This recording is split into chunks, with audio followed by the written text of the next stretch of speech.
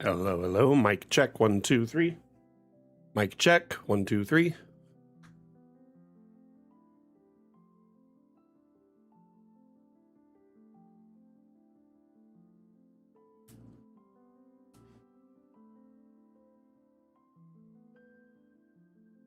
Thank you very much, Atlam.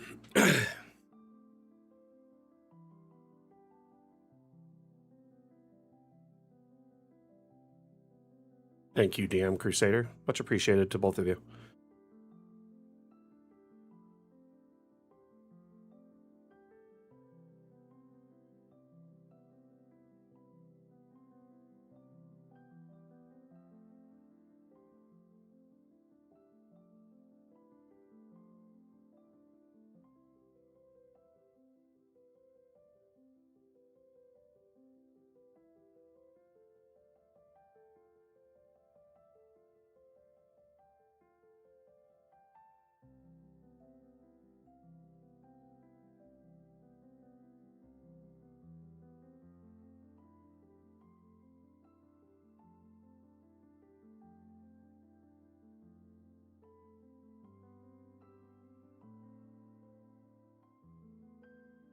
Hello, one and all. Hope you had an amazing week and that your weekend's off to a great start. We're going to get started here momentarily with our itinerary, just covering what's going on today. And I've got a quick update about the Dam Challenge today. I made a sort of last-minute decision that I'd been contemplating leading up to this stream, and we'll discuss it here momentarily. So, hey, Tavern, how you doing? Pokey Tavern. Jim, welcome back. Let's see here. So, let's cover our itinerary for the day. First up is our Dam News segment, where we will be showcasing a new object/feature, fancy carpets that are customizable. I'm going to show those to you momentarily. Unfortunately, I don't have access to building them, but I do have some screenshots of the options. Hey, Dagonite, how you doing? Welcome, welcome. In fact, while you said that, that reminded me, I'm going to refresh my Steam feed, make sure it's live, and see if TikTok's working today. I think I fixed it. Yes, I did. I fixed the TikTok. I had to relink our account. Okay, so by the way, we are live on multiple platforms right now. We're live on Twitch, TikTok, Facebook, YouTube, and Steam simultaneously. So if I'm talking to someone's name you don't see in chat, or, you know, looking at something else randomly, that's why. So, immediately after we showcase the fancy carpets, moving on, the Dam Challenge, which was supposed to be today, theme being trapped. I have decided that we're going to extend the entry for this Dam Challenge. I should have said something a little bit sooner, but I was hoping, which usually Friday, a lot of people will drop their entries. And I am very, very happy and excited about the entries we've already gotten, but I just wanted to give people more time. And that includes those that already have entered. So I'm going to explain it now and we'll explain it again later. But essentially today, we're not going to be doing the Dam Challenge and we're not going to pick a new theme. We're going to just extend the current theme for 2 weeks. So not next Saturday, but the Saturday after that, the 11th, when I return back from my break, we will do a Dam Challenge stream that day. For those that are new, wondering what the Dam Challenge is, it's our bi-weekly map-making contest. We pick a theme. Our community is given 2 weeks to make a map using that theme as inspiration. They can make a map of any shape or size. They just need to submit the map before the deadline and, you know, follow the theme and follow a couple other rules as part of the submission process. Now, that being said, we had a limited amount of entries. 1, 2, 3, 4 entries, okay?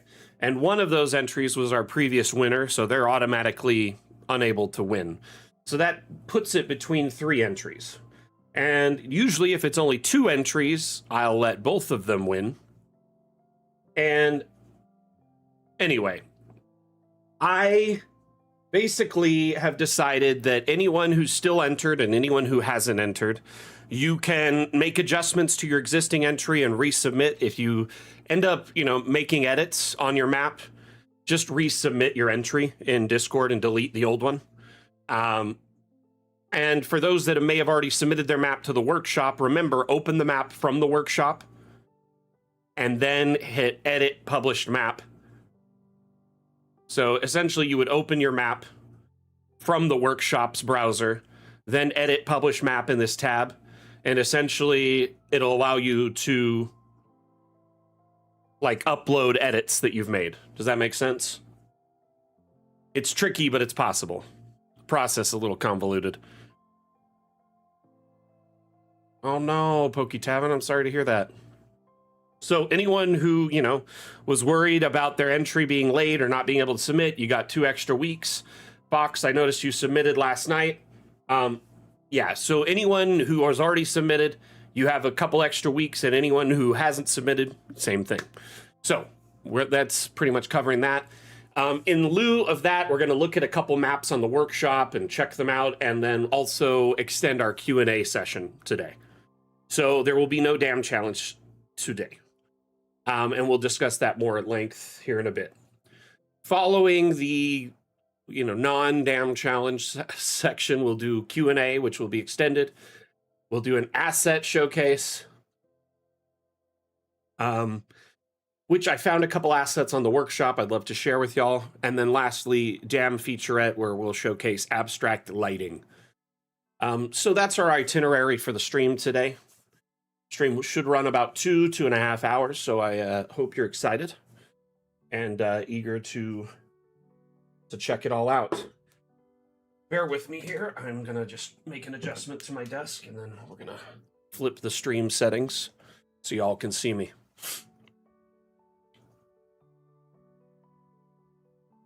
Hey! How's everyone doing? Dude, knee problems are awful. I'm sorry that's got you down. This map was recently shared on Steam Workshop and in our Discord, and I thought it looked great, and so I just wanted to share it. I'm great. Been so busy this week.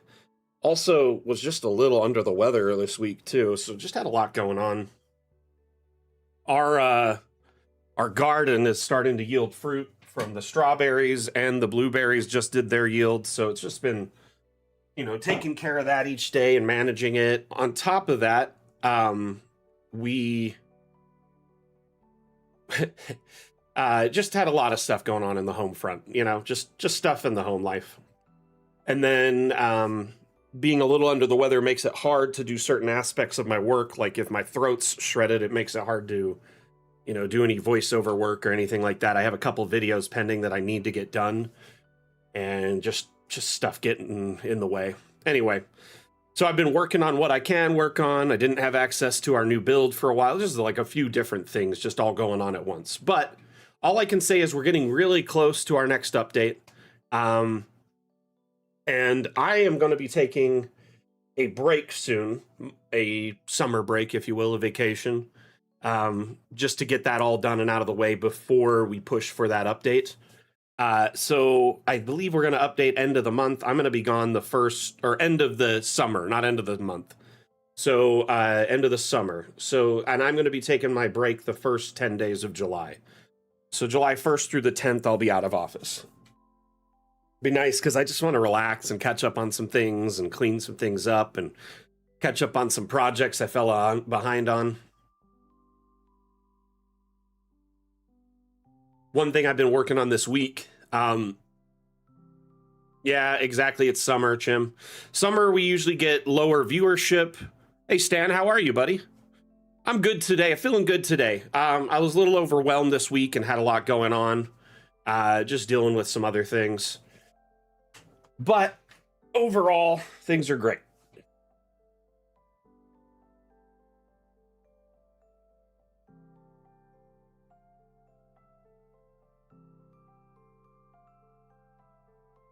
How was everyone's week? Did anyone do anything interesting? And how's your weekend going so far? Love to hear about it. So here, this map, we'll take a look at it, and but I also remember we're going to showcase some teasers of some upcoming objects that'll be in the next update, most likely. So give me a moment, and I'll pull that up for you. So we've had a lot of people ask us for a long time if we could get fancy, long, like runner rugs that you could have like run across a whole like hallway, right? Because a lot of mansions, castles, things like that will have big, long runners, right? Across the entire length of a hallway or room. So something we've been working on is the ability to allow you to make custom rugs. And by that, I mean you can essentially make sort of an extended long runner rug in a certain pattern that fits your needs.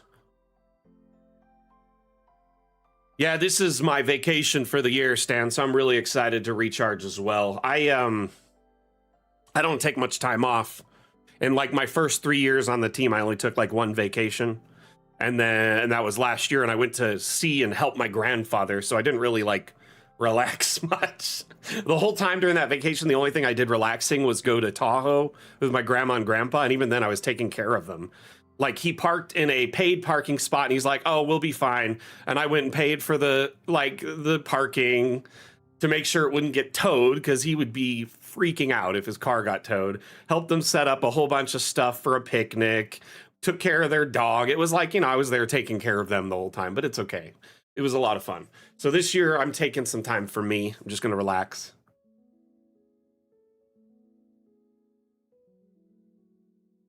So this is a great example of how custom the carpets can be.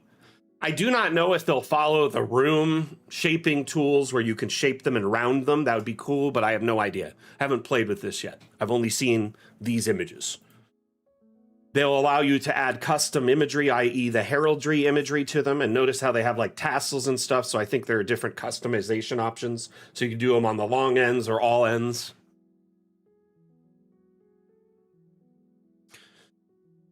I'm assuming it'll be an object, but here's the thing, Chim. If it's an object on the floor like it is now, in the next update, you'll be able to flip it up. So even if it is just a floor object in its design right now, it won't matter after the next update because you'll be able to rotate it. So if it's designed to be placed on the floor, at the end of the day, you'll likely still be able to rotate it. Unless it's actual flooring, I don't know what it is. Looking at it, though, it's outside of the flooring boundaries, the squares. I'd wager it's an object that's customizable with the heraldry, kind of like the shields, and color options, and tassels, and the edge kind of stuff that you can pick and choose what you want it to be. Does that make sense? And because it's an object, it should allow you to rotate it. If you look at this very closely, Anani, it's well outside those squares for the rooms.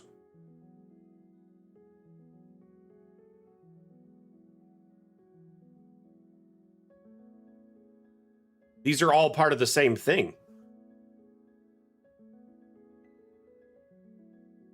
If I'm not mistaken. These are just it without the nice little fancy outsides. Good question, Pokey Tavern. I don't know. Probably not. At this time, at least. Though that is an interesting question.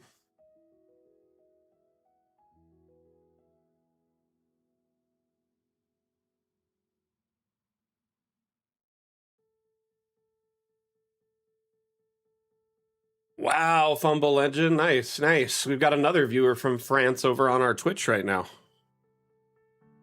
As you can see here, there's a bunch of different like caption options, heraldry, and I believe they'll also allow you to insert a custom image, most likely. Yeah, that harpy's cool, huh?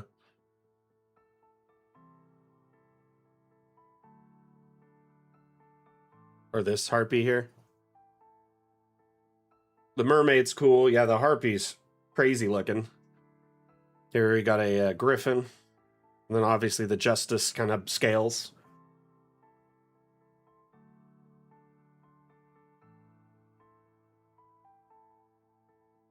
I think they're all kind of linked together as the same object that you can customize their lengths, customize their widths, place imagery on.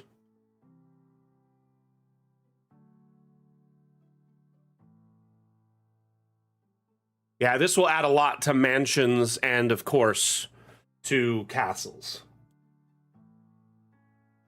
So, those are our news teasers for the week. I hope you enjoyed them. Yeah, they're essentially, a lot of the heraldry imagery is borrowed from the shields. I think that's a kind of a plan we often use, is to reuse assets where possible to save time, but still offer a lot of diversity. But save time on the development end of things.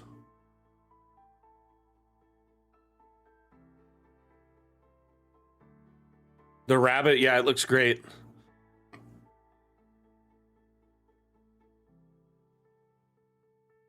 So this map is called Temple of Clea, or Clea. I'm not sure what pronunciation it is, but it looks pretty dope. Let's check out all these different side areas first. This looks like a barracks, or just kind of the living quarters for the monks, etc. And then over here you have sort of like a shrine.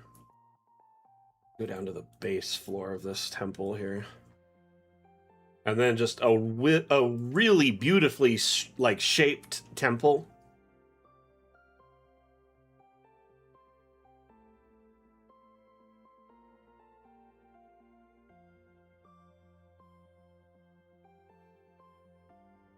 Just a quick reminder, by the way, everyone, Monday will be our last stream before my break.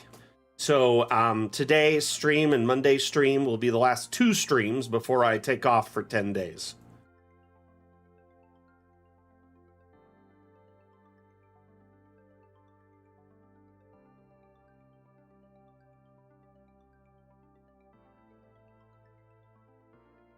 I love that, like how well the walkways have been shaped, and the buildings are all different angles from each other. Looks really good. Looks really good.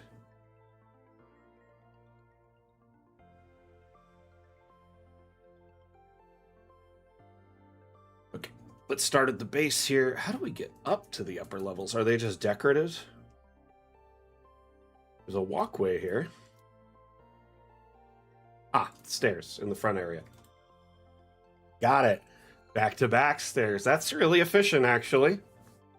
Very efficient. Nice. Very cool. And it looks like a cross from the top down. Yep, exactly, Atlam. Thank you for clarifying. Stan, is this your map?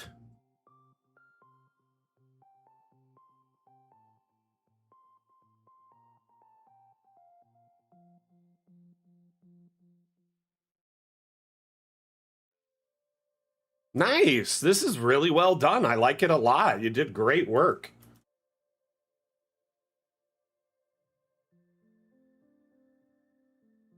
I really enjoy this alternating zigzag kind of stairway. Not a lot of people do this, so you really good work with that. Stan is Constantine on Discord. Good. Constantine. John Constantine.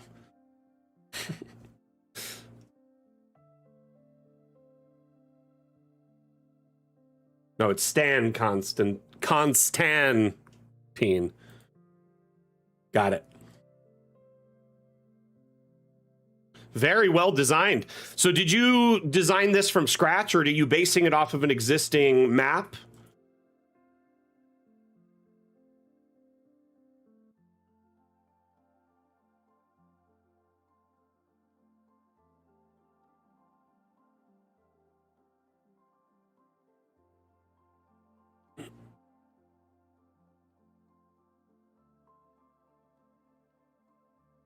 You know, I never really watched the Hellblazer films, but I did watch Constantine and also the Constantine TV show.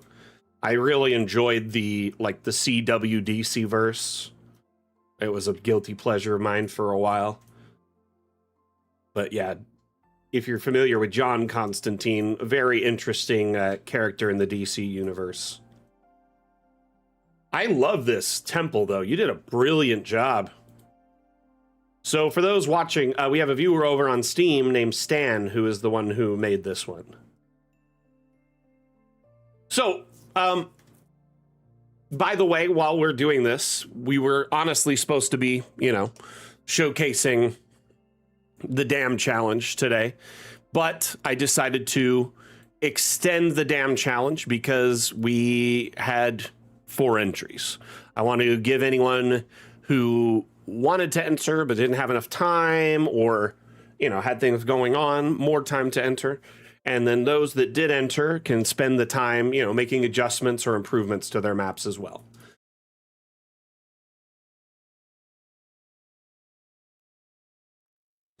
I wouldn't say canceled. It's postponed. If anything, it's postponed.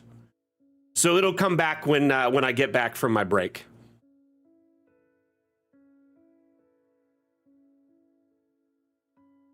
Though that gives you time to enter, Stan, if you're interested.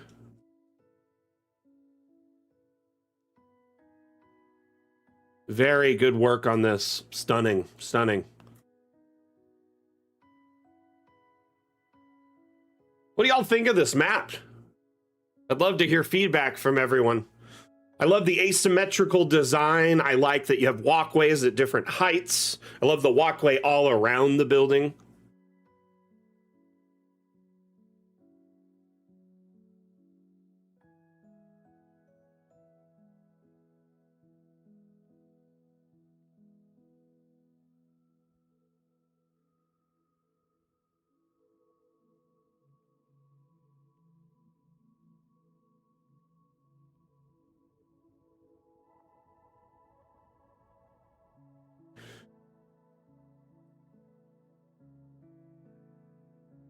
Wanted a basic cathedral-esque form, which I played with in a smaller map and went from there.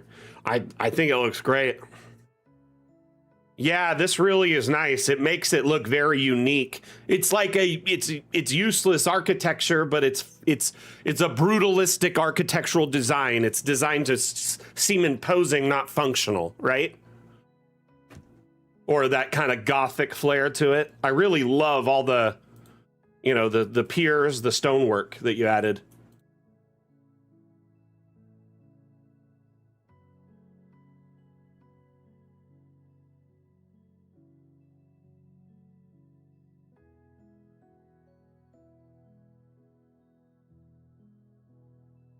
I also love that you have the statue as the centerpiece, just very tall, multiple story statue. It's nice. It's epic. So you used some abstract lighting as well, did you? Yeah, you did. Lighten up the statue. Very cool.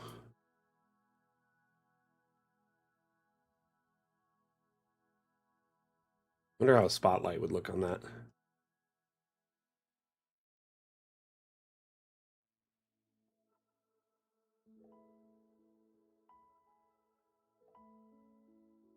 A little too bright.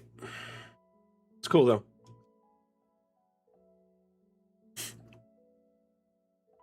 Yeah, you're getting a lot of good feedback from the stream, Stan. Good work on this. Great work. Keep up the great work. I also like that you crafted a negative space to help keep the architecture in form.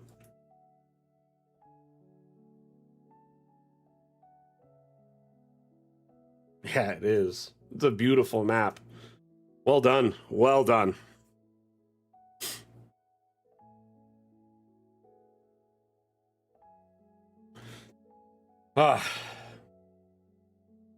I've been working on my team's Bastion, which we just hit level 9, and we're adding a bunch of rooms, so I got to figure out where and how to add them. And the thing about Bastions in the 5e rules, they limit the space's size to certain amounts of squares. So you have to get really clever with how you build things sometimes. Anyway, just one of those things. It's a little frustrating, but also cool.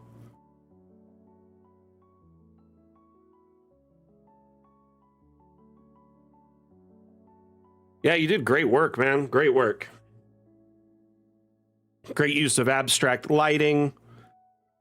Great use of multi-level. I like the dormitory structure adjacent. Like, it's got room for lots of people, but also minimalistic. Very cool. By the way, everyone, this map is up on the workshop, so if you have, an interest in checking it out, you can find it. Temple of Klaya. Is that what it was? Well, no, I gotta read that again. Temple of Klea. Klea is the pronunciation.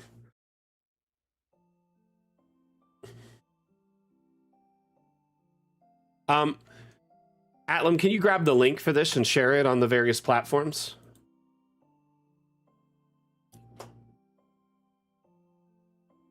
Excuse me.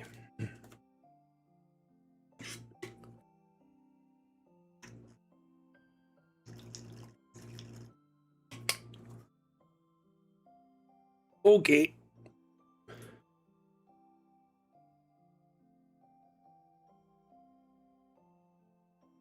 Let us open another map.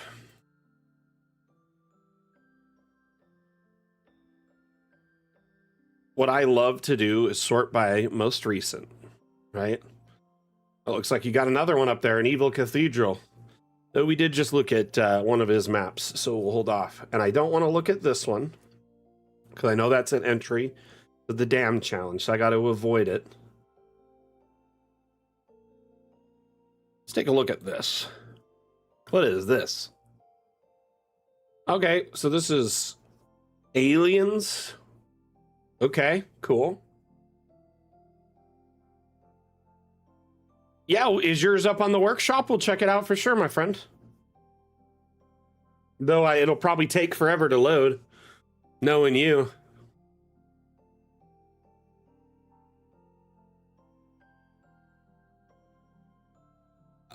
Listen, Jim, this morning, well, late last night, I decided I was going to extend it, so I didn't want to judge any of them.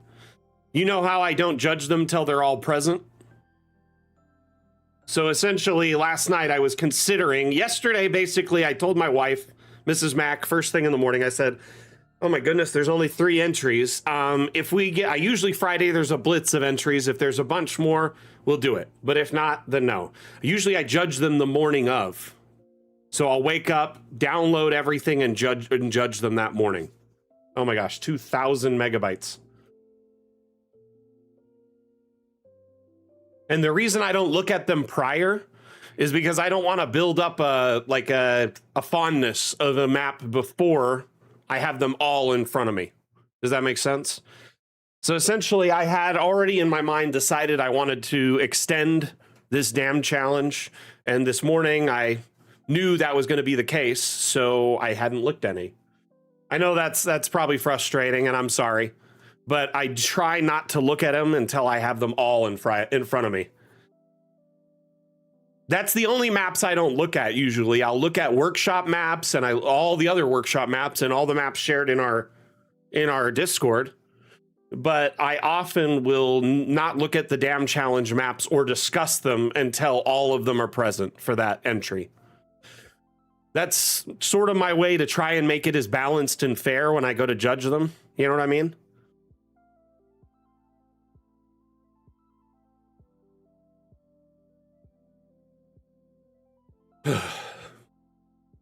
Sorry, I know that's probably frustrating, and I apologize for that. I feel like I've explained that, though, before, but yeah, this is a very unique situation where,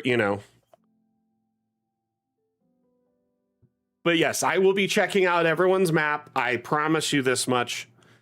Just, I want to give everyone an extra 2 weeks. That includes you two as well, Fox and Chim, and who else is here? Lalandra also was in the other entry. Is Rev here?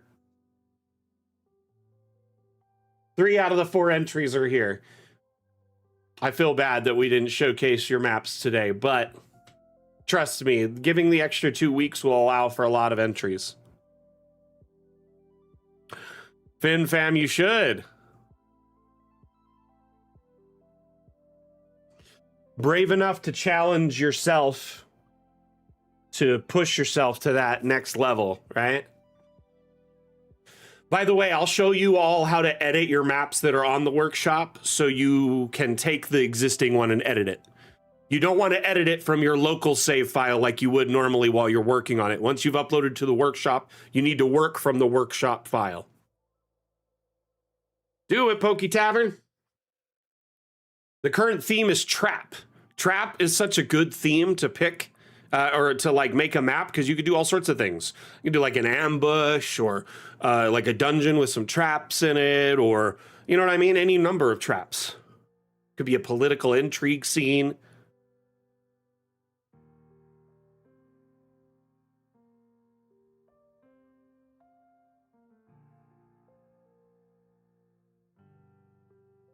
Tourist trap, love it, tropism.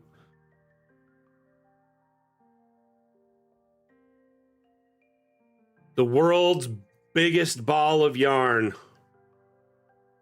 It's really just a small ball of yarn that's been enlarged a bunch of times. Every day.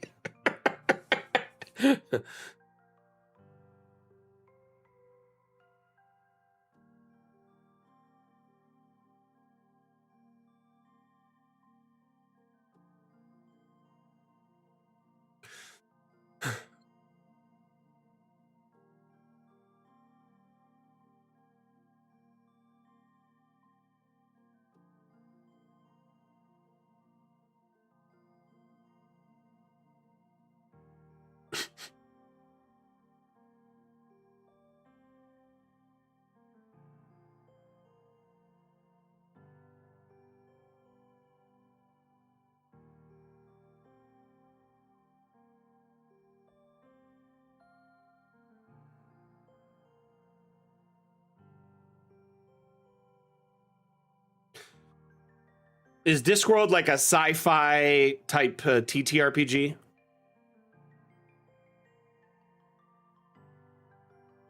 At a glance, the name of it sounds like something Tron related.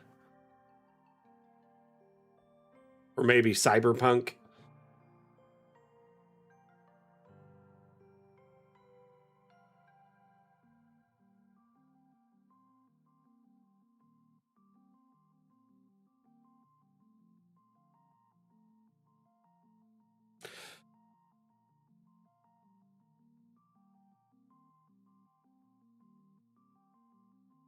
Ah, man. Oh, it's a book series? Huh. Sorry, we often talk about all sorts of like tabletop systems, so I just assumed it was a tabletop system. To be honest with you, I have been so enamored with the Dungeon Crawler Carl series.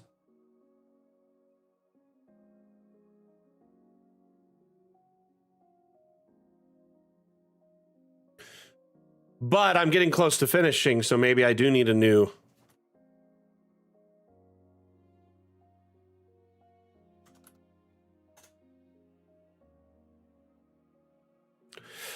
I'm reading book 7 right now, which is This Inevitable Ruin.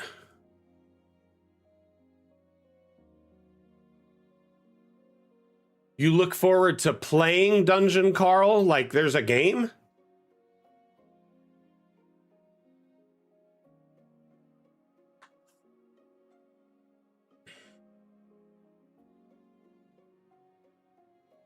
So they did announce that a TV show was being put together that that Peacock TV, or Peacock's the like streaming service, NBC streaming service, ordered a TV show for Dungeon Crawler Carl. That literally was announced like this last week, and Seth MacFarlane is going to be the showrunner, which I'm open to that because he's got a sense of humor that will vibe with that book and you know the audiobook style. And then he also has a lot of experience both in like live action, animated, and CG. So I think like he could pull together a really good team that could do some good. I hadn't heard of a game. The game, I feel like a game would have to be done very, very carefully, because it's like you want to be in this universe and experience it, but then at the same time, if they miss the mark, a lot of people will feel like it's just like a cash grab or not like it. You know what I mean?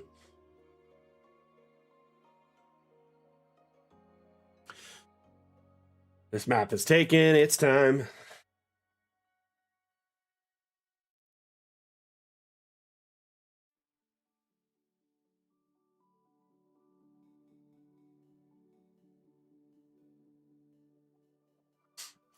Do you know what kind of game it's going to be?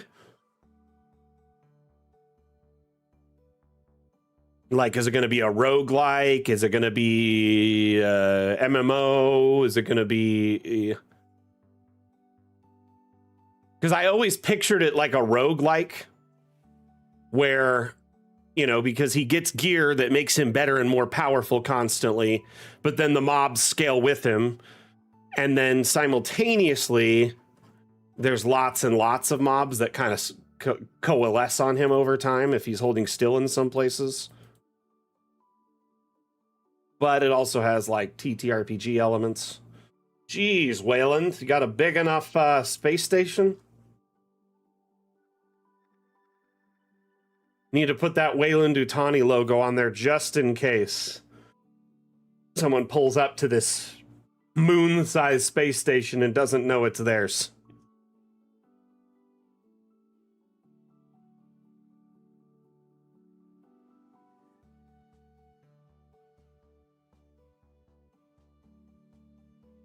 Oh, wait, so it's going to be with Fantasy Ground, so it's like a tabletop style game. I didn't understand what you meant. Interesting. Honestly, I'm intrigued. Do you know if it'll be a board game or if it's going to be like a tabletop RPG? At least that much. That would be interesting. Because I feel like a tabletop RPG would definitely be a great way to play it. You have essentially an unlimited flavor. You know what I mean? That's probably the best way to do it. That or like a sandbox MMO.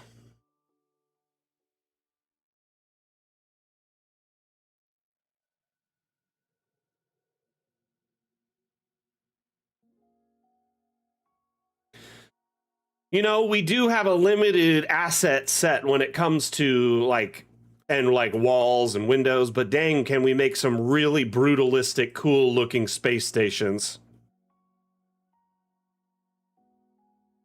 Good to know, Keys. Thank you for letting us know. Oh, it's Snake Eyes, right? Snake Eyes, not Keys.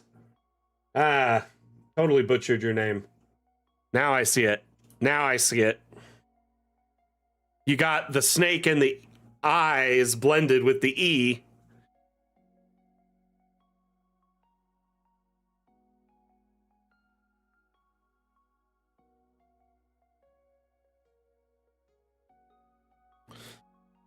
Yeah, this isn't Asmodeus's. This is someone on the workshop. Who made this? Let's check. I mean, you did a great job with it. Took me a moment, but I figured it out. And Jelly is the creator for this. I've seen a lot of Warhammer and other sci-fi maps as well, like some 40K maps as of late. People have really been, because you could do all sorts of different shape structures, and you have the workshop and the asset importer. So it's really just like, you know, just a matter of taking the time to do it.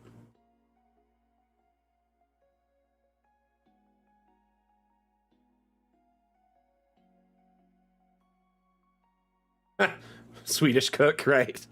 I think there's a few sci-fi ones with them on it, but yeah.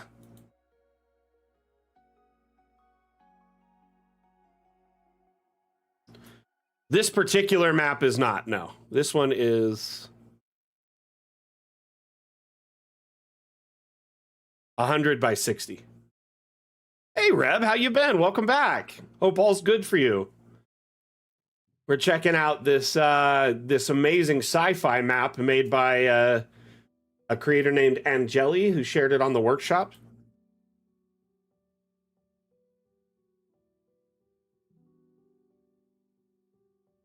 How's things treating you?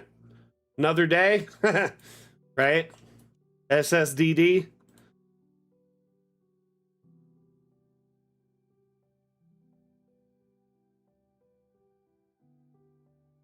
This isn't like, I mean, the room generation, this isn't like, we still have fantasy room generations, but they used a metal wall type and door type. These doors really feel airlockish and stuff too. They have a 40K vibe, but they could work for, you know, a brutalist, you know, space company that just spends the bare minimum on their ships. They'd rather spend money on painting logos than, you know, safety. Fallout as well. It works great for Fallout for sure. What you been up to as of late, Reb? Are you running a campaign right now?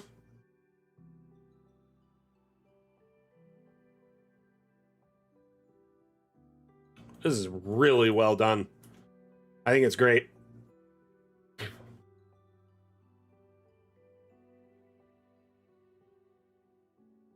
Wow, you're running a P2FE or PF2E convert of Curse of Strahd. That actually sounds brutal. That sounds like a lot of fun.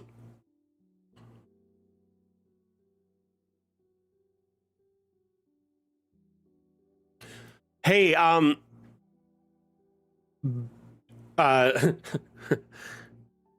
Belle. Sorry, I was about to say Bella again. Belle, can you send me any info that you can on that new game system? If there's like a website I could check out or anything you have information wise, I would love to know more. Yeah, this is a great example of a sci-fi map.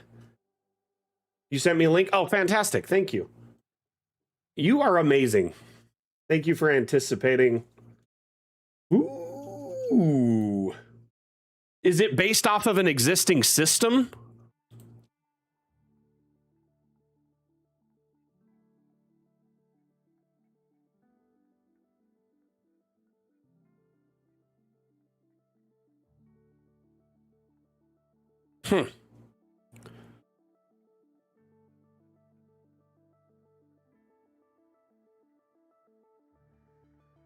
Dang, this looks cool though. I think it looks neat. There's a starter set. Ah, this looks fun. I gotta check this out later. Thank you so much. Oh my gosh, there's a Princess Donut dice set. Great. My wife is gonna want this so bad.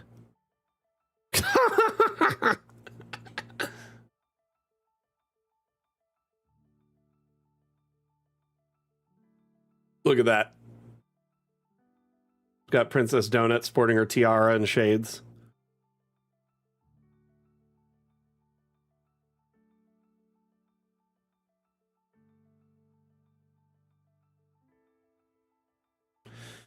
Okay, let's go find us another map.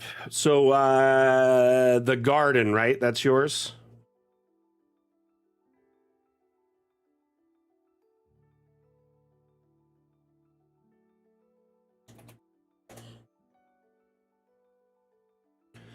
Asmo. Let's pull it up. It's gonna crash my computer, I can tell now. By the way, pro tip, if you're loading massive maps like this, make sure your graphics settings are on low in DA. And if you can, put an FPS limiter in your like NVIDIA control panel or in Steam or whatever you have. In addition to that, if you disable natural animations in the videos tab, and if you load a 1x1 dark parchment map in between, it'll speed up the load times.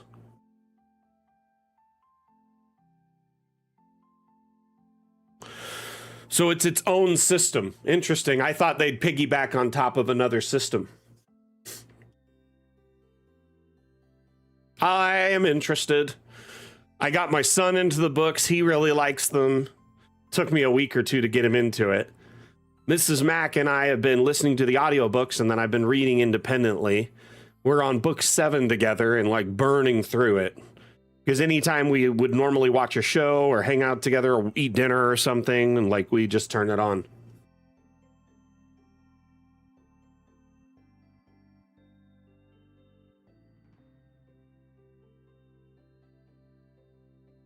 Very cool.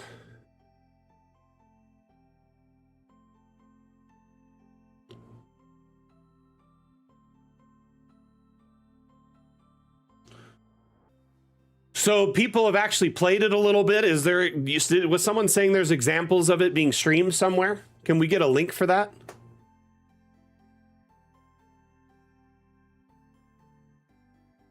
I'll have to check it out.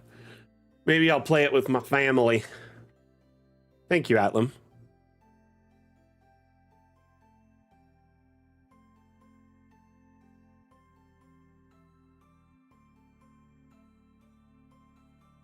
Okay, I'm ready for my computer to crash. Just kidding. Oh, yep. In a biome bubble. Nice. Here, let's put a token down. Let's see this as the devil intended.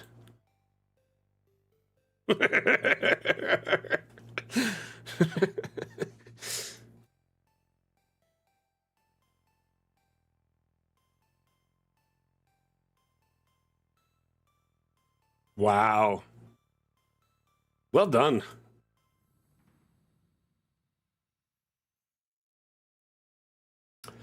Question for you, Asmo.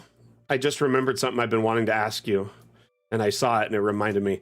You see up at the top of the dome where the image kind of meets together and there's like that weird tearing, the like geometrical tearing in the center there. Almost looks like you're looking in a kaleidoscope. Is there a way to make that like less apparent, or do like make these a perfect dome without that in it? Because I noticed some of them like do have that and some of them don't really. Some of the skyboxes. I was wondering if there's a reason for it or if you knew why. This map is really beautiful though. Really good work here. Invincible? Nice. Very cool. I call Thrag.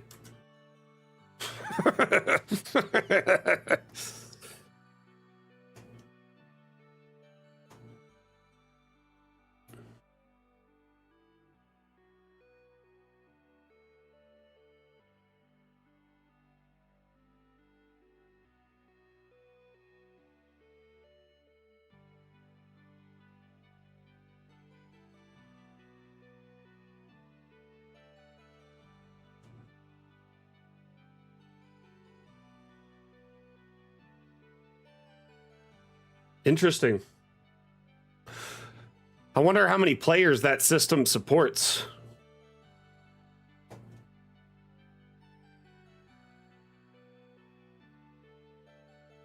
Cool. Thank you for informing me, man. Sorry, I was just curious because I see that sometimes and I always wonder. This looks really good though. Looks like you got a bunch of Pantheon up there, a bunch of god and goddess statues. Assuming this is like their realm or something. Gotta be careful. Cool.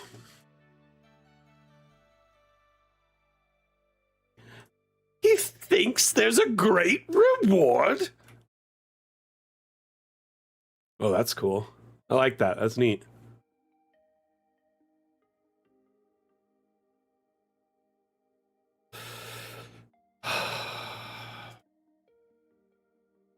Like, the only redeeming part of Thor Love and Thunder was Christian Bale's arc in the story. With the Godslayer sword. Like, that was so cool and interesting.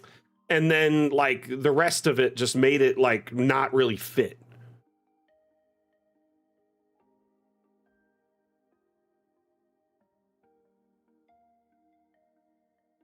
I feel like that movie insists upon itself too much. It was trying to be too much like Ragnarok and be extra funny when it shouldn't have tried to be. Like, there's some serious stuff happening in both movies, but like, I think, you know, Thor's coping mechanism is humor. Whereas, like, at this point, he's found a lot more peace and he's a better person. It's like he shouldn't be doing that kind of stuff. That's my soapbox as to why Thor Ragnarok failed at the box, or not Thor Ragnarok. Thor Love and Thunder failed at the box office after Thor Ragnarok was such a success.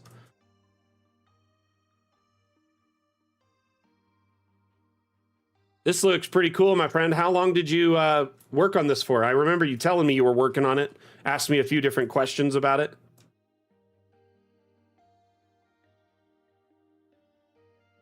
The flower work's insane. Probably took you forever to put those in.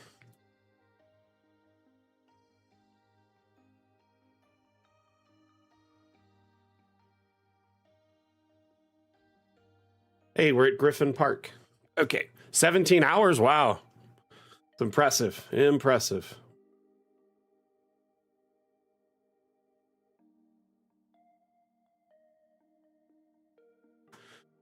Okay, let's find us another one. We'll do one more map and then we'll do some Q&A. I saw one other one and I wanted to check out when we were browsing.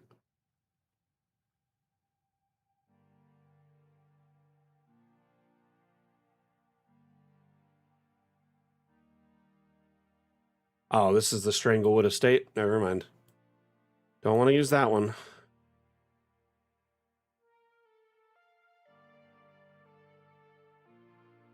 There. Check out this abandoned estate. That's cool.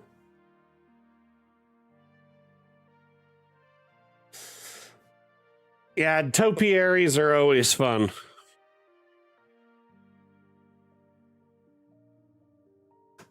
Hey, Alan, thank you for all the stuff. Ugh.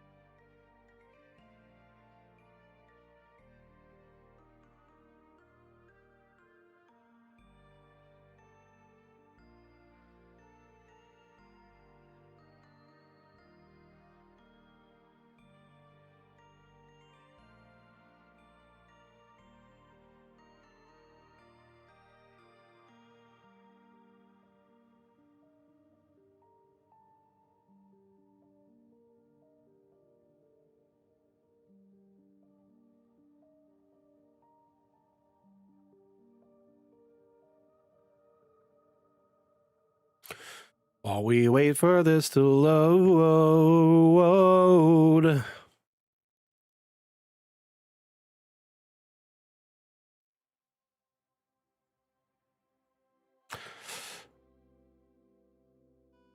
You know what? It was smart of them to capitalize on this. I know this book's only a few years old. I've only just found out about it in the last few months, right?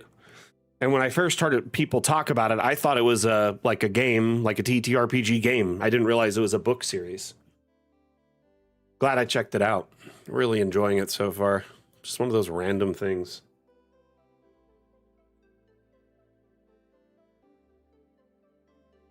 Nice, Justice Pigeon. How you doing today?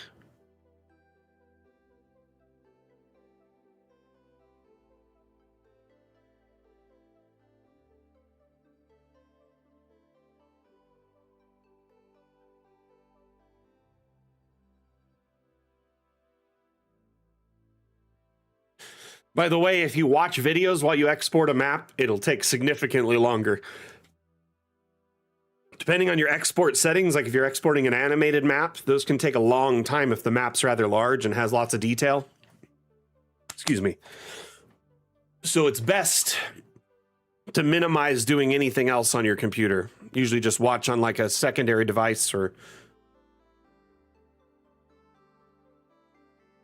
But entertainment. Yeah, use your smartphone or a tablet or something. TV. Different device instead of your computer at that exact moment.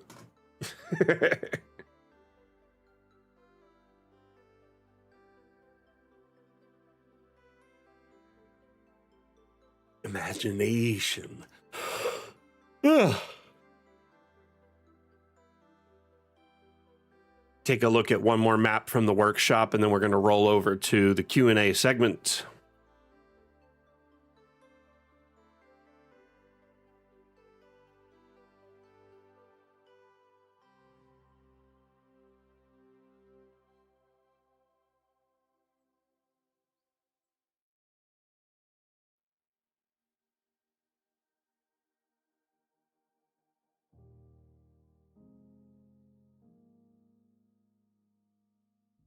But entertainment.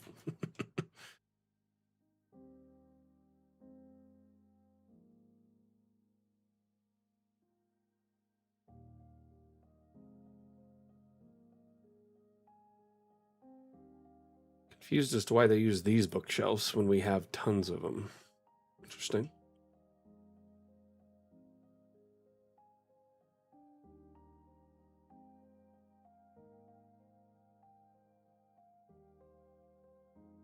Ah.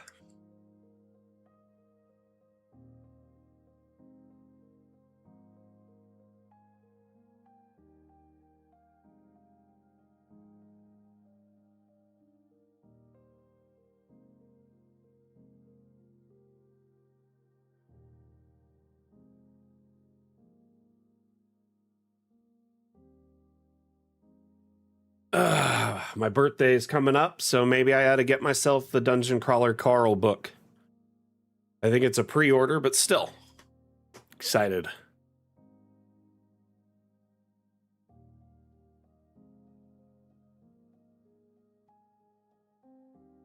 Ugh.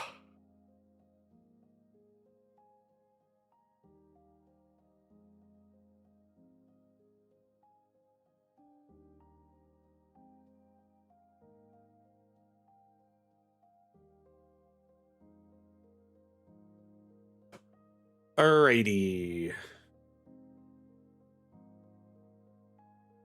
Let's take a close look around the outside here. A lot of overgrowth. You would think the hedge garden would be extra overgrown too, not just the house.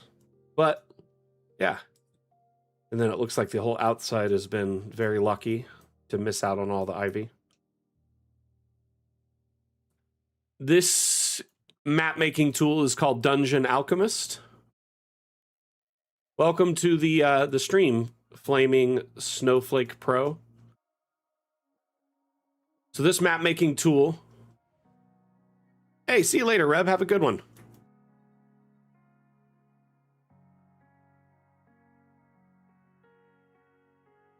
But yeah, so it's a map making tool available on Steam. It's actually on sale right now. Darn, forgot about that. Been kind of a space cadet this week. Throw that sale watermark up. We're 20% off right now for the Steam summer sale. And we have a free demo, so you can try it out if you'd like to before you buy, see how it runs on your computer. Dungeon Alchemist isn't a game. It's a map-making tool and immersion utility. It allows you to build maps in a snap. You can generate environments or buildings, or you can get really detailed and put tons of intricate, fine-tuned detail like this one here.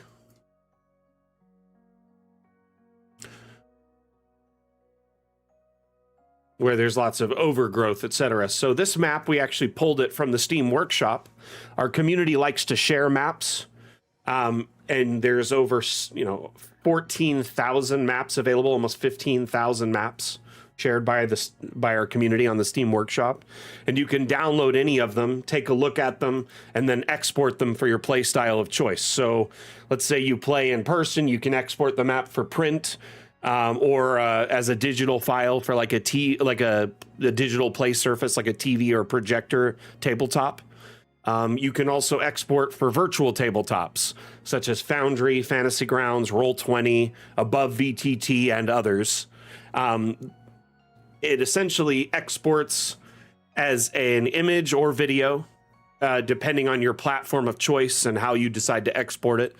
And then it includes usually a data file as well of some sort that pairs with that map and tells the virtual tabletop where your walls and doors and windows and floors and etc. are, the lighting, line of sight information, so it's automatically provided and saves you a ton of time. It is very fun to use. Atlam's been sending me links. I think I got a bunch of them. I mean, if you want to send me some, Pokey Tavern, feel free. But yeah, no worries.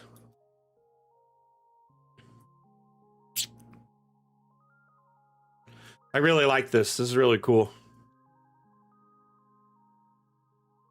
I like the stonework additions.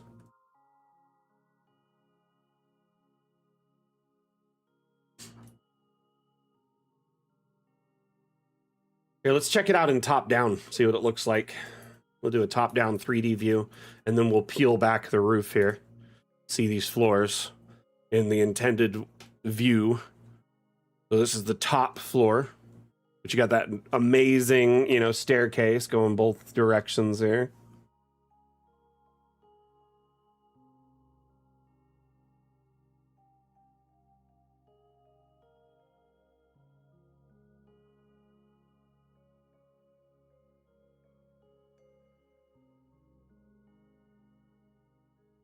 Let's see here. Oh, no worries, no worries. Subscribed map. This one is... Really? Which one is it? This one here. Oh, it's the very top one. So it's Abandoned Estate, the Sereni Estate, and it's by Sailor Munder Lenderman. I feel like they came on the stream once, or maybe I've just seen their name on Steam.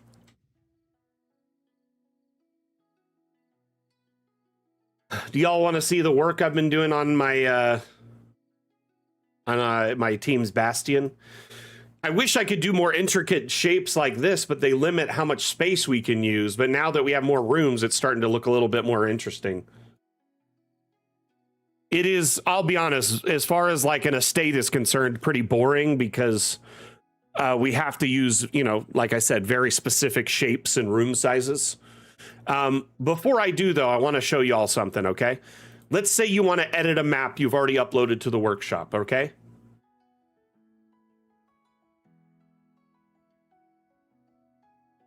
So let's say you want to edit a map, find the map on the workshop that you've already uploaded.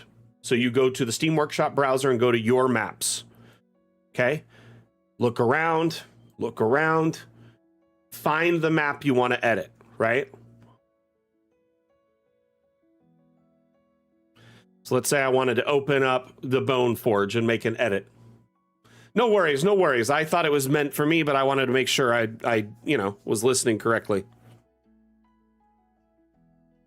So you open your map from the workshop. Don't open it from your local files. If you open it from the local files and edit it, you can't overwrite it on the workshop. It becomes a pain.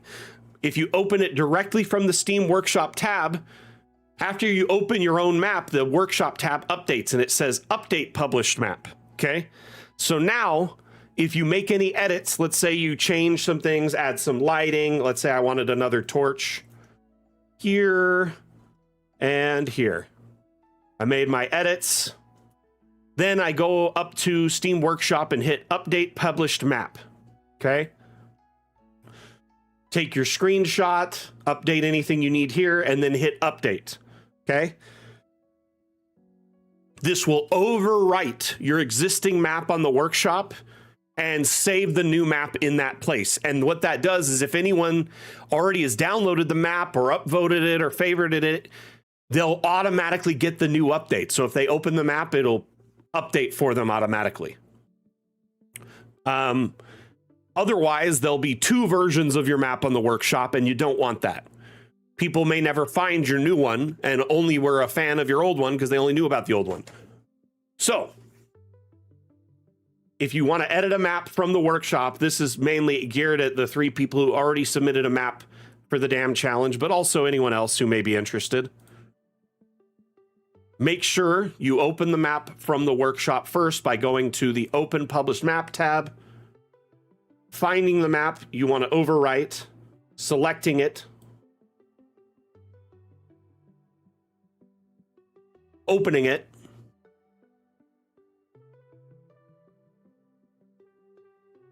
making all your edits. By the way, while you're editing it, you can also overwrite your local map from the cloud version. Essentially, while you're editing, you could just go to File and Save As and overwrite your existing local file too when you're done. So that way you have a local backup and a cloud backup.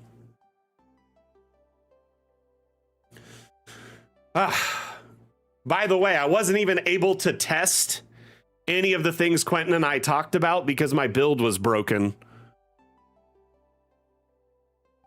Should be able to hop in and check it out soon. I think they updated it last night. I just haven't had a chance to check it today.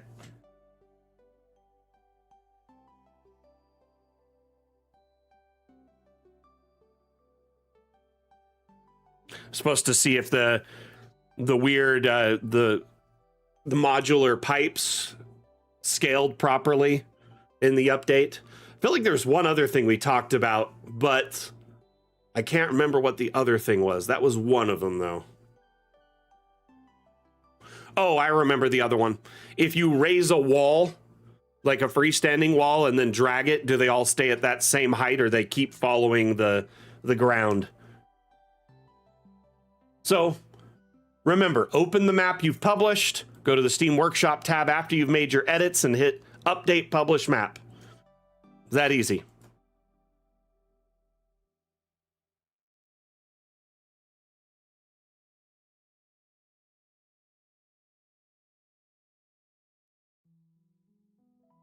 Okay, let me open my Bastion really quick.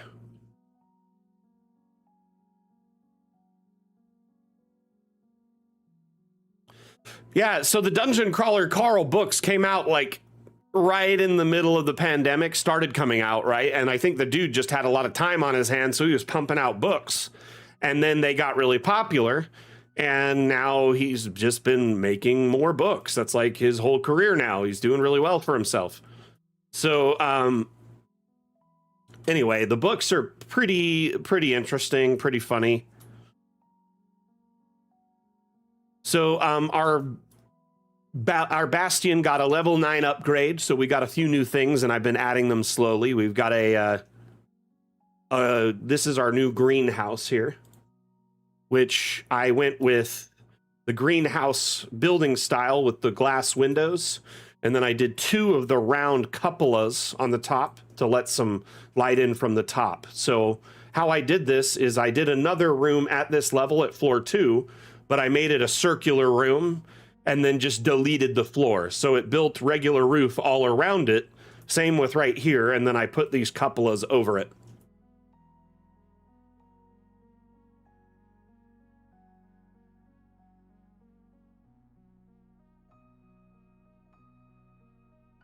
So you look up, you could see, we don't normally have round roofs like this, like that let light through. You can do round roofing if the building is round. But in this case, I put another room on top of this that was round and then deleted it, all the walls and the floors. So it had a round skylight area, essentially. And then I put this object on top of it, which it's called a cupola. If you look in the object menu, we got a few of those. Oops. So there's this here, and it was a little large, so I had to size it just right. Anyway, the Bastion greenhouse, it can make lesser restoration fruit, which is a custom item that Bastion greenhouses make, and then it can make greater healing potions, and it can also make an assortment of poisons. So I kit bashed a bunch of cool, random, like fun plant life because I thought, the more foreign and interesting, the more likely it would make something cool. So over here, this tree is our lesser restoration fruit tree. It's kind of a mashup between a wisteria and some fruits and some other things. And I thought to myself, it needs to be seeded in water to fruit like it does. So I made it in a pool. Anyway, I had some fun with this. Here we have a bunch of mushrooms, and I had them all be different. Like these ones, I thought they need to be sprouting from something dead. So a skull is here to allow them to sprout. These ones here is like a cool, I stacked 2 of them together. I don't know, just having fun with it. These are custom plants. The plants at the bottom are normal, like type plants, but then I added these things on the top. Anyway. Put crystals in the fey flowers. So those were like the blooms. But the idea being that, you know, we can get enough material from this every week to make what we can. We added a gambling hall or gaming hall, which this room used to just be like a little tavern and a table or two for our barracks. This is where our armory and barracks are. But now they have a little gambling hall right here. We've got some roulette tables, places to play cards, spinning wheels, some dice, entertainment, drinks, even a little pit boss, little cage area over here. Have some fun with that. And then I added a little crane area here because I was like, how do we get goods down in there? So I did like a top loader, a little like snatch block crane. And there's a little hatch there they could open and drop stuff down. Anyway, I think it's cool. This is what I was working on last, is this stabling. Which we have 3 stables now. They're all combined into one massive one. We have enough room for 11 mounts total. Technically 12 mounts, but 2 of the mount spaces are being occupied by an elephant with the DM's permission. The rest are all just regular size. They're like normal mounts. Dang, I didn't put gates on these. Got to do that. The idea being that essentially we have enough room for, you know, like 10 war horses and our elephant. Yeah, no, who doesn't love an elephant? Technically, the Bastion's stables can't fit an elephant. They can only fit large creatures. Elephant's huge. Our DM gave us permission to allow it, and but we did need to sacrifice 2 of our large spaces. So essentially, we lost out on, you know, a few different things, but it's not the end of the world. We could technically have 2 more mounts, but it's okay. We have plenty. More than enough for everyone. So yeah. Right, Bremen? How you doing, by the way? Welcome back.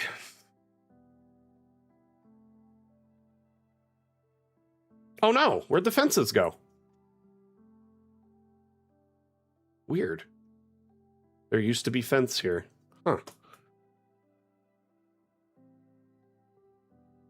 It was these. Ooh.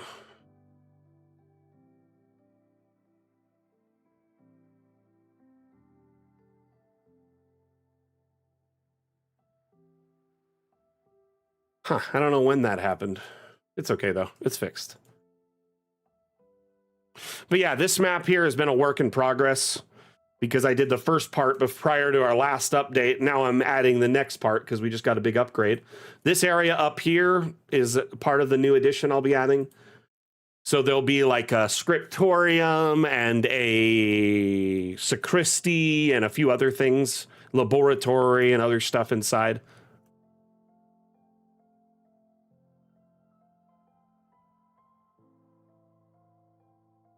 Hey, Trans Rights Nova, how you doing? Welcome, welcome. Local DM from where?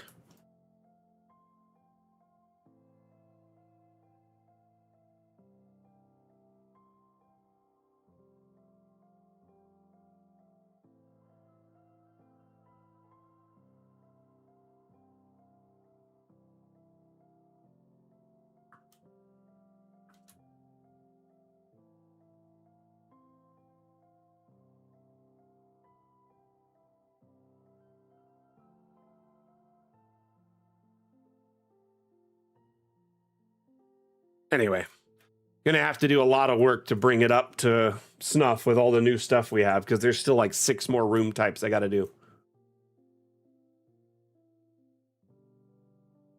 Dang, Bremen, sounds like you got some prep to do. Good luck, my friend.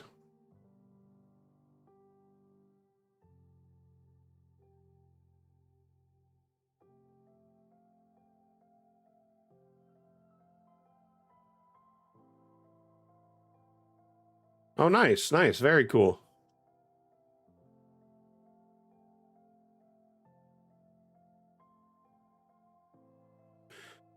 Let's save this, and then going to go into another community map, and then we'll start doing Q&A. How does that feel, everyone?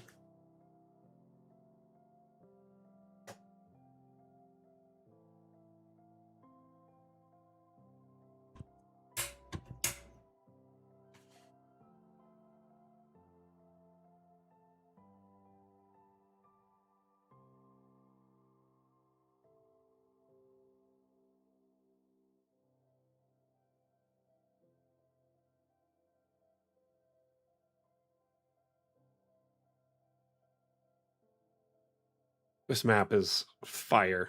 Probably one of the coolest airships I've ever seen.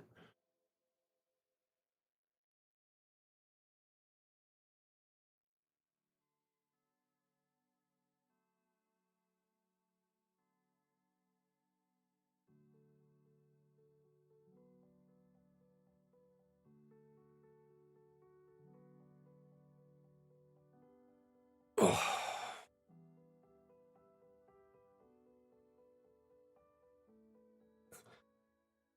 Oh.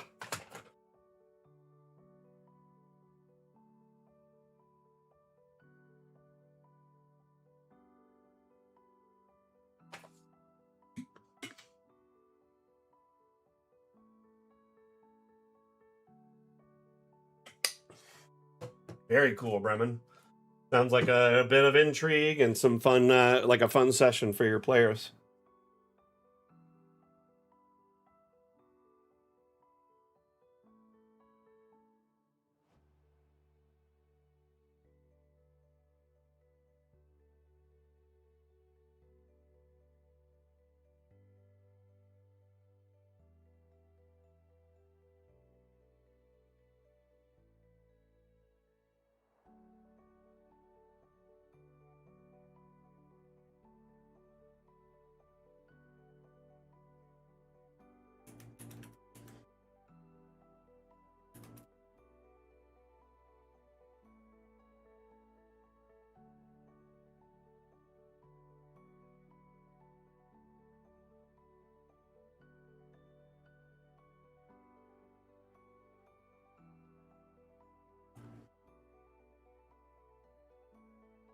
Okay, so what I'm going to do is flip us over to Q&A really quickly.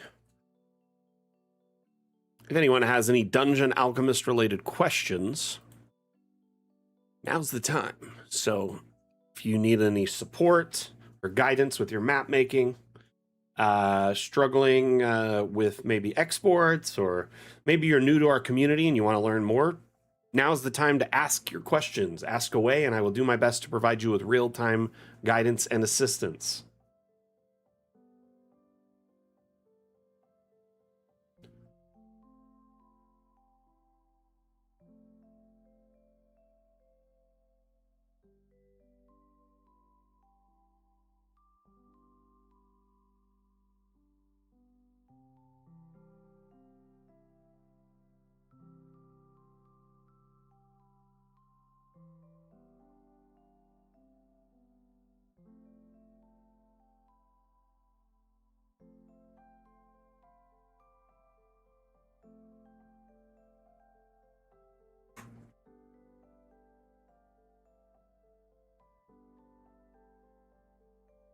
Oh, thank you, Pan. Thank you. Much appreciated. I don't know why, but YouTube is coming through intermittently. I was getting some comments earlier, now I'm not. I need to refresh the chat.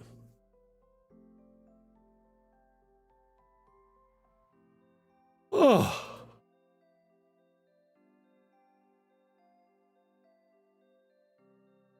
Oh, okay.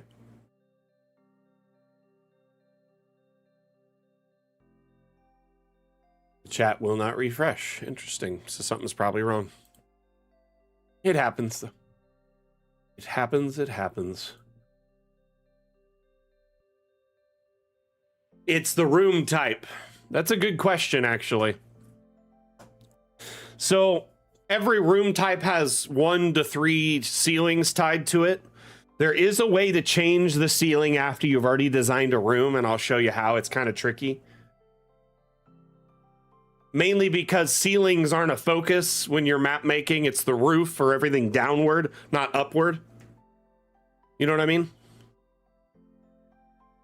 Let me open up another map, though. We'll take a look, and I'll show you how.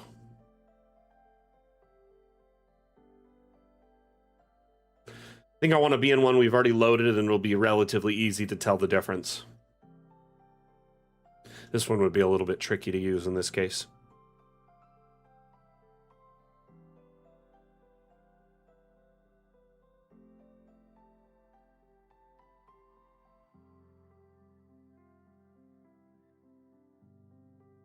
So what our friend is asking about is when you're in a building and you have a rooftop, they have a ceiling like this, right? Surprisingly, this ceiling is running diagonal. It shouldn't be doing that. So you look up, you see the ceiling, right? He's wondering how to change that ceiling. Let me show you.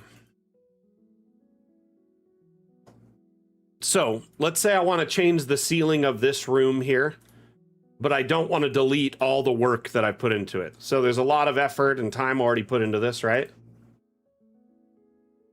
Don't want to delete any of the decorations or anything like that, but you do want to change the ceiling, and that's it, right? So you're going to go to the Edit Room tab under the Draw Room panel. So go to the Draw Room panel in the left menu bar, first tab there. Then go to the third tab at the top of the menu, Edit Room. You're going to want to select the room, okay? And at this point, you essentially, it'll tell you what type of room it is. It says Castle Barracks, right?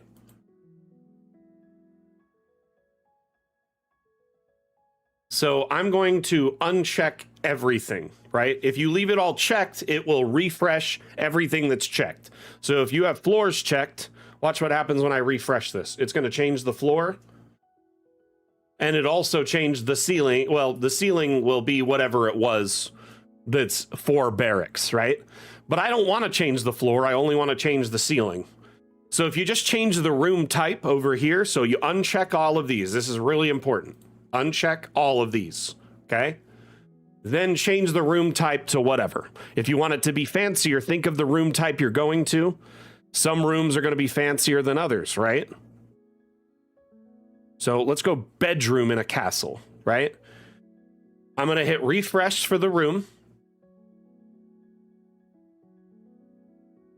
Notice nothing happened. Nothing changed. Everything's the same. Click on me token here.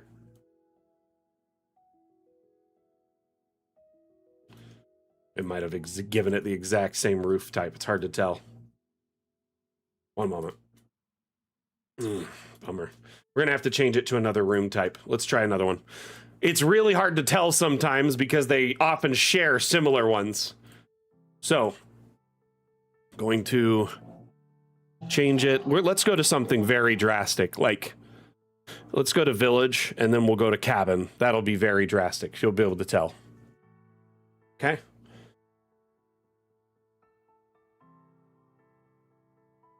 See, now it's like these logs instead because I changed the room type so drastically. But nothing else inside changed. Everything else, all the objects, the walls, the floors, they all stayed the same. And all I edited on this was the room type that it is. But the only way to do that is through the Edit Room tab. It's a little tricky.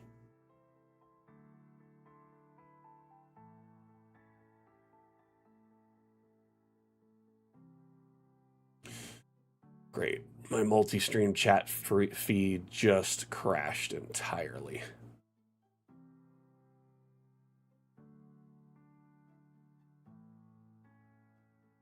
I can see Twitch, but I can't see YouTube. So you let me know what's going on with YouTube.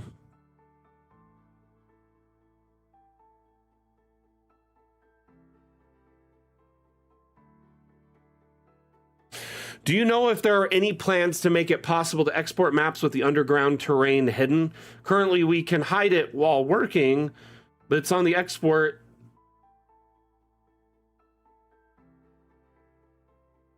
Stan, can you elaborate on that a little bit, my friend? I want to help you. But remember, when you're exporting a map, like if there's a level you don't want, just delete that floor.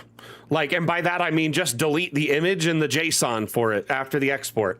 So if there's like an underground level that's exporting that you don't want visible, like this right here, like all this stuff, right? The -1 space, when you export all the levels, just delete it. How did I get what view, Merlin? Welcome to stream, by the way. First person, top down, which view are you asking for?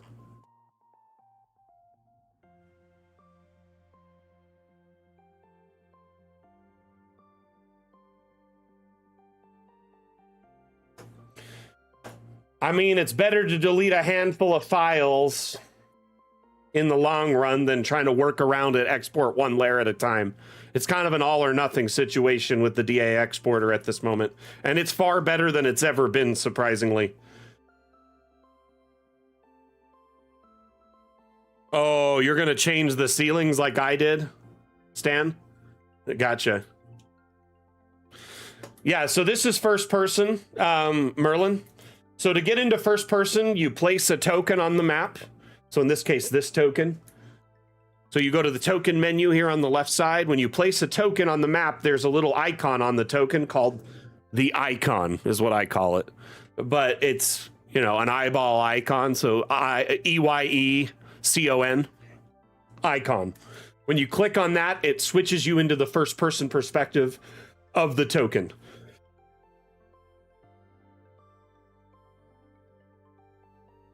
That's a wholly owned trademark by Mac Ltd. I'm just kidding. And there's another way you can do a similar kind of view. If you make sure all your floors are raised up on the map, so they're all up as high as they can be. If you click this icon in the top right here, it's called cinematic mode. I call it drone mode. You essentially fly around in a little drone. You can go up and down and side to side. You can open doors, gates. You can interact with torches. Same thing in first person, but this one has a lot more control as to where you can go. Does that make sense? Get way different camera angles with this too. In first person, the camera's tied to the token's size. So if the token's gigantic or normal or small, that's the size the camera is. Meaning it gets at that height. With this one, you can go to any height.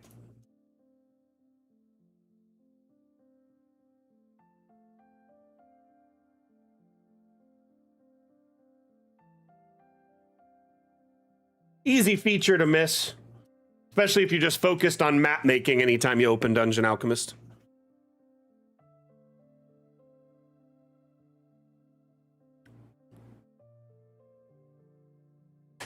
Oh. Stan, if you get to those lower levels, check this out.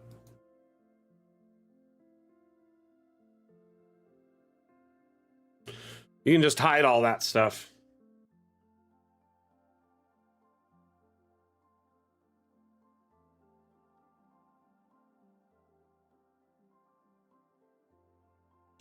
Yeah, no matter what, it's going to show all the ground, it looks like.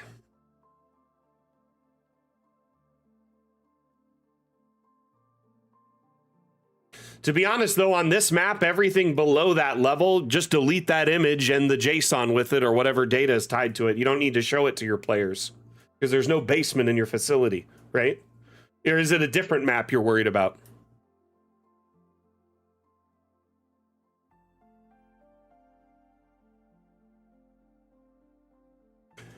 Was I able to answer the question as to how to change ceilings as well? I know that's a little tricky, as it's not like a straightforward process. In fact, I don't even think the devs realize it's possible to do this, because at the end of the day, they were more just kind of aesthetic. But sometimes people want ceilings that are vastly different to the floors.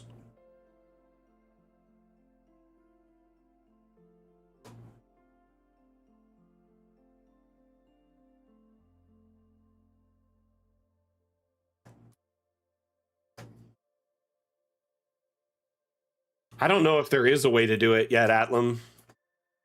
Rainbow Man, that's a good question, and it's a valid one.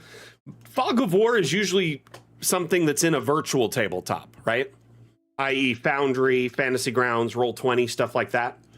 Fog of War, essentially, for those that aren't aware, in video games or tabletop RPGs, Fog of War can act as a visual blocker, and it covers the screen with like a black haze or a fog.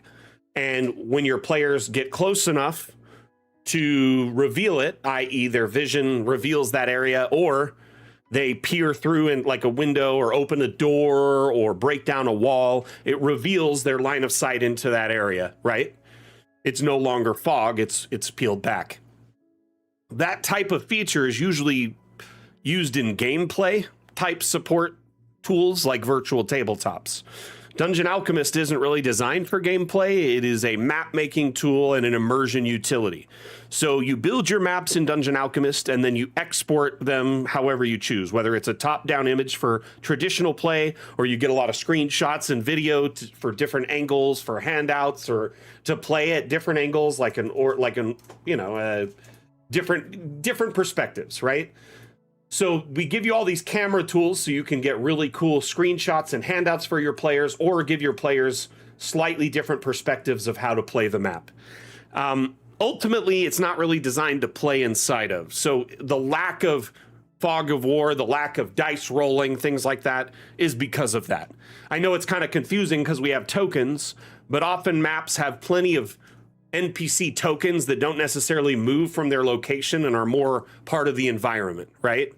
So that's kind of where that thought was coming from. Also, we wanted to give you interaction options for your maps where you could view them at that perspective.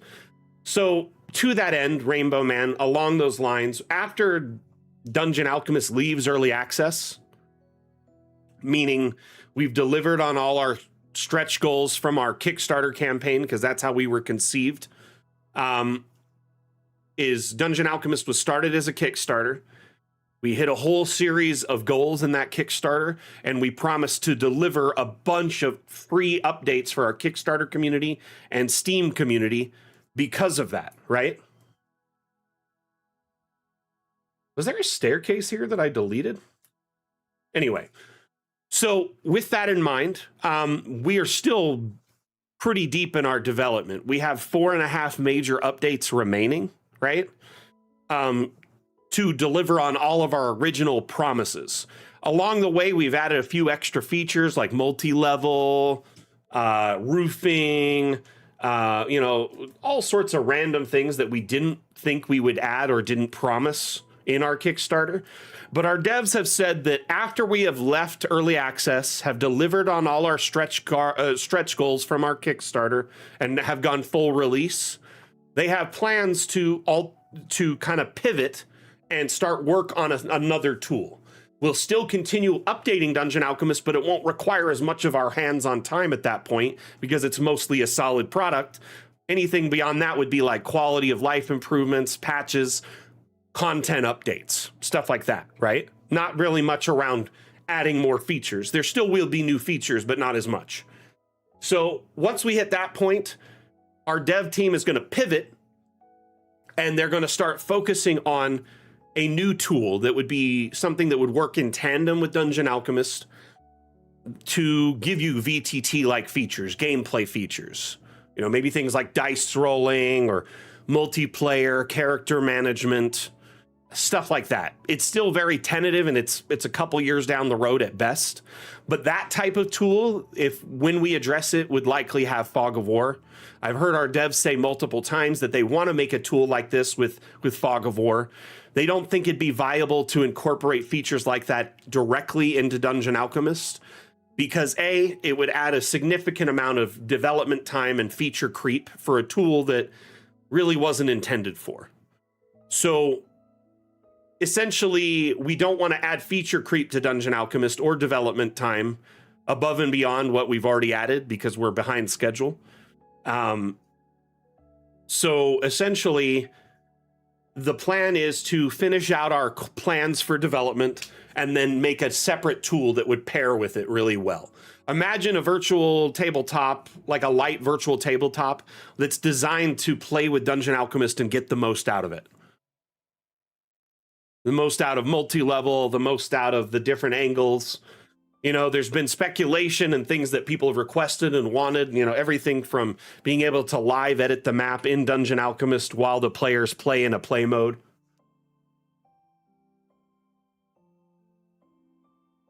Good question, Tropism. It's still too early to tell. Like I just said, there's speculation around that, but I don't know. It is ultimately very, very, very far away at this point and too early to tell. The devs barely even tell me what'll be in the next update, let alone something 2-3 years down the road.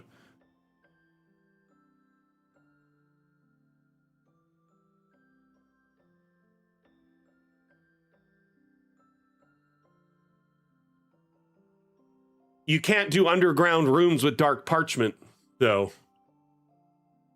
Underground doesn't work on non-terrain biomes. If it lets you convert it after, that's interesting. I've never even considered that.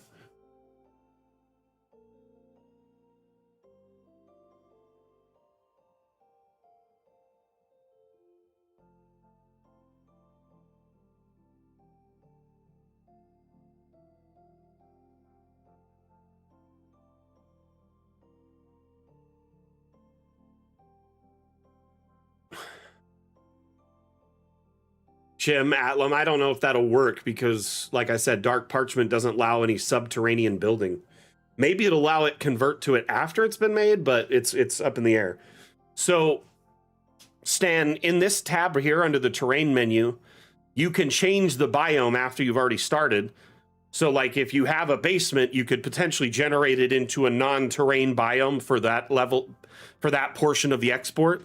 But what you'd want to do, especially if you want the exterior terrain for the above ground levels, make sure you save as your map. Go to File, Save As, split it. One that'll be the new one for the underground levels, specifically lack of detail, or the other way around. Does that make sense?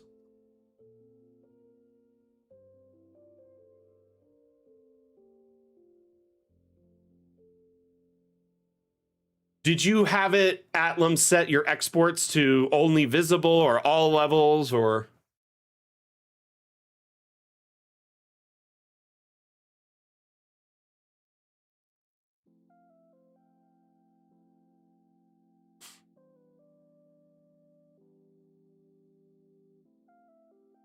Annihilates, do you mean it destroyed the underground room when you did that? Also, make sure, remember to use undo. If you do something you're not happy with, Control Z will undo. Depending on the scope of the skill or like what you just did, it may take some time. Changing biomes may take a minute or two to go back. Redo is Control Y, Control Z is undo.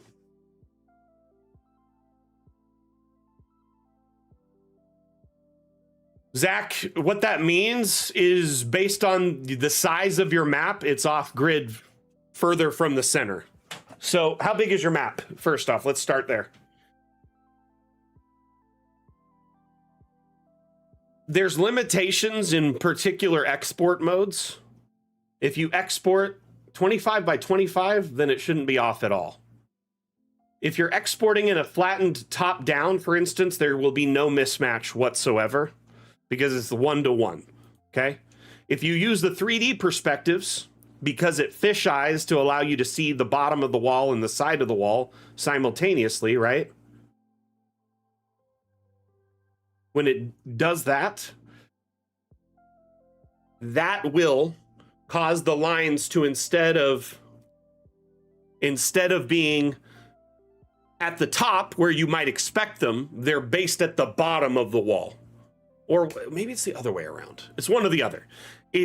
The line usually lines up with the bottom of where the wall will be, not the top of it. Because technically the bottom is what's important. The top is a stretched out perspective. Or whatever one it is. It's lined up to the one that's most important.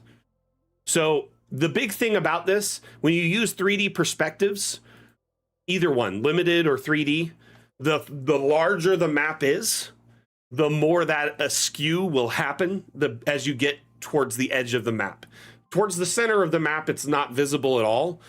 And the reason this happens is because the camera is in a fixed position in the center of the map, and it's a skewed fisheye view of a map that has been stretched out really far, right? As a result of the map being further and farther from the center, little bits of, you know, wall overhang with the lines, the line of sight data starts being a little skewed and awkward. There's ways to compensate and fix this. The most easy one is to just simply go to orthographic top down. That'll flatten the map, gets rid of any 3D, you know, angling, and it should be 1-to-1 match on all the lines, right? For the walls and windows and all that stuff. The other way to fix it, another way to work around it, Zach,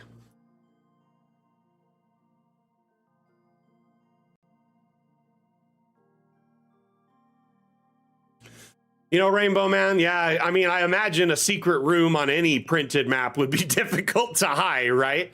What I would do is, instead of having the room directly attached, like if it's a wall and you're worried about the pillars, have the room detached as a separate room that your players will only be able to reveal. And you could even put like something over the map. Like I've heard of people putting like fake clouds over the map out of like fluff, or covering it with a sheet.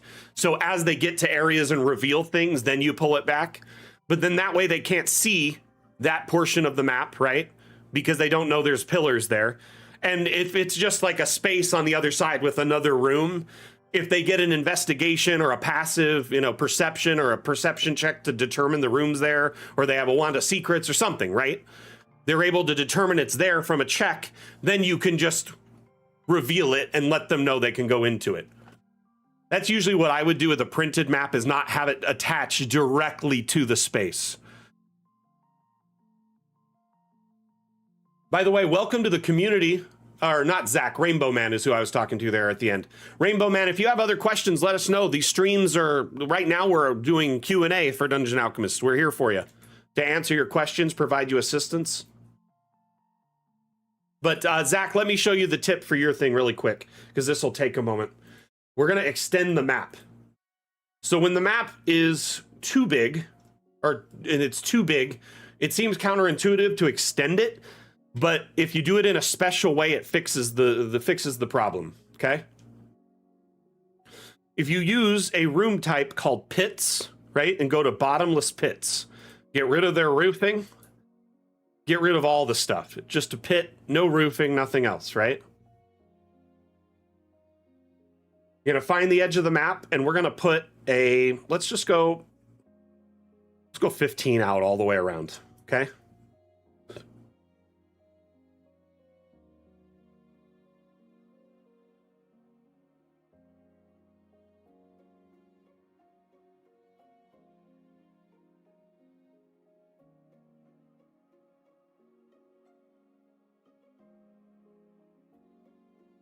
This is pretty big, to be honest with you, and extending a map, it puts a lot of burden on your computer to do this. Just warning you. 15 is probably way too much, if I'm being honest. I just did it to like go a little crazy.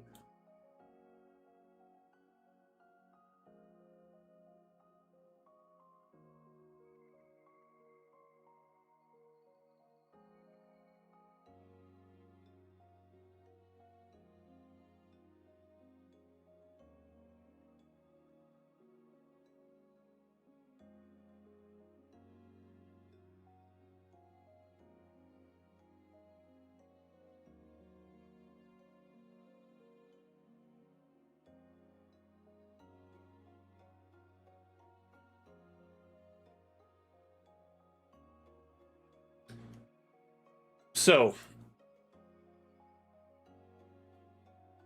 and this is probably not ideal on this map because it has multiple elevations.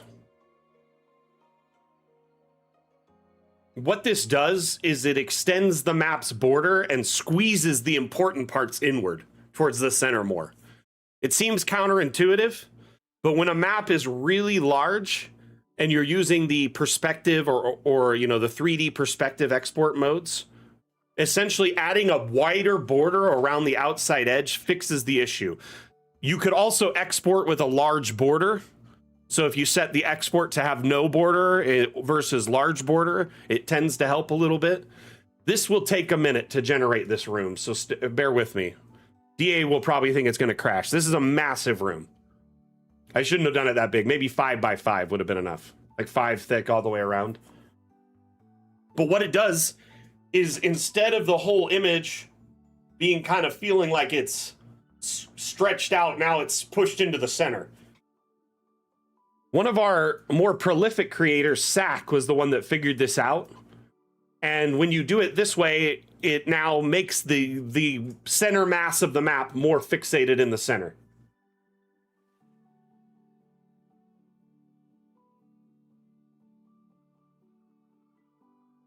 Rainbow Man, there is a feature that'll be in our next update that'll address that. So yeah. The object picker, asset picker in our next update should address that. Not only will it tell you exactly where it is, but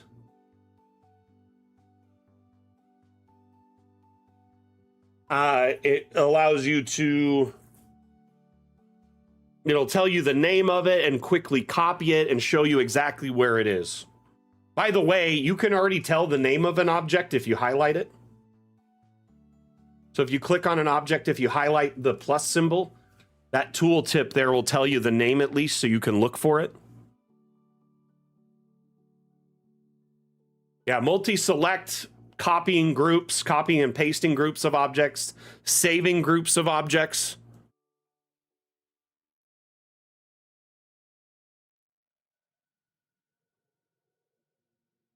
Anyway.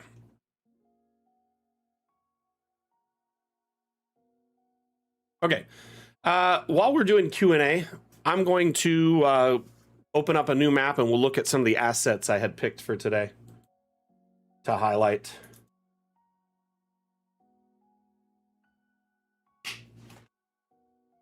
Oh!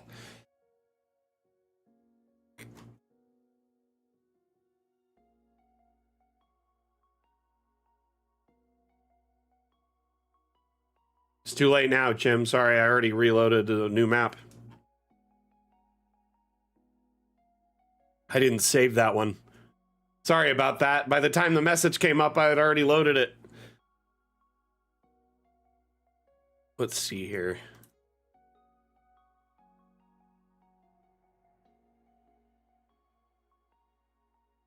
Oh no, so many extra assets now because, you know, I opened a ton of maps. So this was one of them I was interested in. A lot of people wonder about airships, right?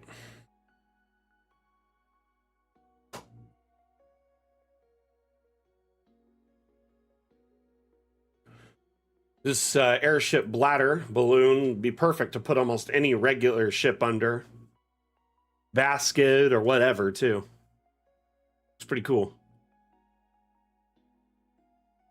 So if you're looking for like a fun way to make an airship, that's a great asset for that use case.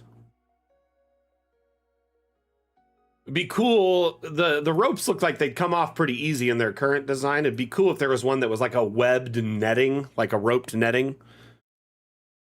Kind of like on a ship when they like are, you know, hauling gear off, but instead of it's like all over the top of it. Yeah, it does have a potato vibe, doesn't it?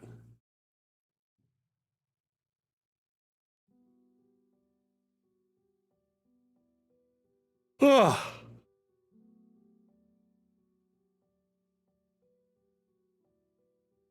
Wish I could sort these assets by recent.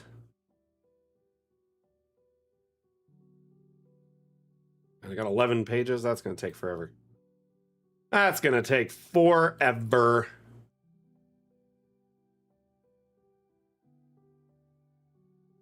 So I'm going to take a moment, just let you all know to be wary when you download assets from the workshop. There's lots of really cool ones, but like this one here, Cat Warrior, 58 megabytes.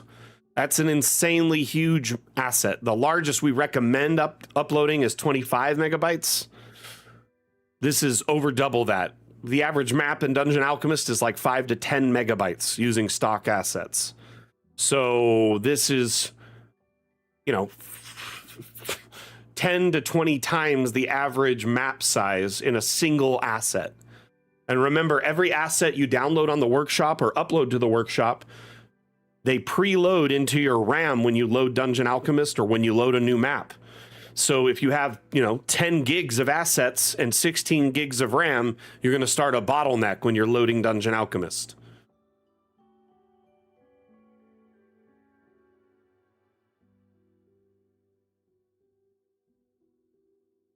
So while I encourage people to upload assets and download assets from the workshop, if you're uploading them, make sure you try and minimize their size by decimating them and reducing their quality a little bit. And if you're downloading them, be very, very responsible when you download assets. Make sure you pick ones that are reasonable in size. So that way you're not, overburdening your computer with third-party assets.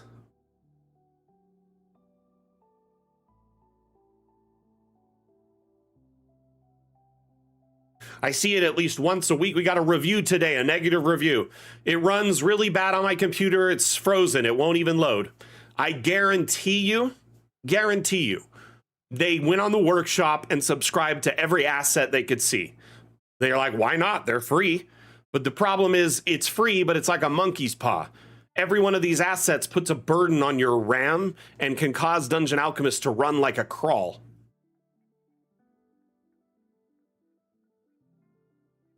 It can affect usage. It'll run slowly if you have too many assets. The more assets you're subscribed to, the slower Dungeon Alchemist will run. And we've tried optimizing this and increasing it, but we can only do so much on our end to make it run better versus the assets that are uploaded. So you want to make sure, A, you download assets that are small in size, and B, make sure you unsubscribe from them semi-regularly.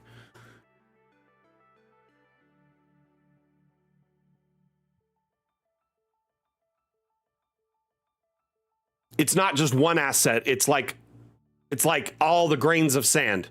So let's say someone subscribed to 1,000 assets that are 50 megabytes a piece. Zach. Okay. So let's say you have 16 gigs of RAM. Okay. That's 1,024 megabytes per gig, roughly, right? So if you download from the workshop 1,000 assets and they average 25 to 50 megabytes each, do some math. Adds up pretty quick, right? There's over 15,000 assets on the workshop, and once people learn about maps and assets on the workshop, they go crazy. I do wish we had a warning telling people, hey, when you download maps from the workshop and assets from the workshop, their quality varies, and it can decrease your performance in Dungeon Alchemist.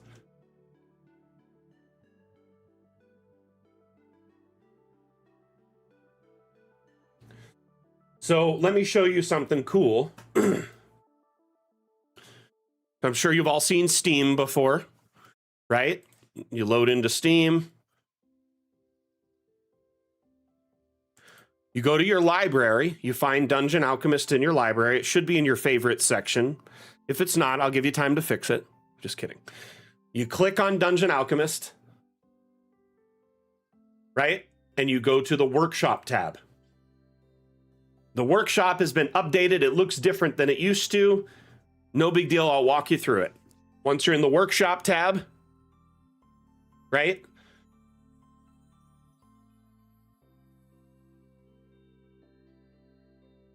Go to Your Items, then go to Subscribed Items. Okay? From here, you can unsubscribe from them one at a time, but it's much quicker than inside of Dungeon Alchemist, or you could just click Unsub from All. Unsubscribing from all will do all maps and all assets simultaneously. I only recommend taking this nuclear option if A, you don't, like, if you have a data plan, like an internet plan that you don't need to worry about how much data you consume, i.e. unlimited or really high, don't worry about unsubscribing. You can do it. It won't be a problem. If you live in a rural area or you have like a crummy internet provider that throttles your internet, or you have a limited amount of data per month or per day, like a certain bandwidth allowance, it may not be a good idea to unsubscribe from every asset. But keep in mind, if you want Dungeon Alchemist to run, you got to find the middle ground. Keep the ones that you enjoy and use the most, but get rid of all the extra ones that you're not using. I say go through this list, find the ones that you're not currently using actively, and unsubscribe from them. 27 items isn't that big of a deal. But keep in mind that's based on your own computer specs too. Your specs are probably very different from mine. Unfortunately, there's only so much we could do about assets shared by third parties, i.e. creators like yourself. We can educate you on putting them up at a lower quality and decimating them and stuff, and our community provides all sorts of tools and resources. But at the end of the day, a lot of people just start uploading assets they find on third-party websites that they didn't make, and they have no idea how to make them smaller effectively. And yeah, so while the assets on the workshop are great, they're a double-edged sword. They are fun, but you need to keep an eye on it. And if you're noticing your Dungeon Alchemist is running really slowly after a short amount of time where it used to run really good, that's probably the main reason why. The second culprit of why Dungeon Alchemist is running poorly is usually corrupt files. If you right-click on Dungeon Alchemist and go to Properties, right? You can go to, let's see here, Installed Files right here. And then you can click Verify Integrity of Game Files. This will check for any corrupted or missing files, and it will repair and replace them. So if there's any corrupted files, whether it was like during the download of Dungeon Alchemist or a patch or in any of the workshop maps or anything, it'll find them and try and fix it. So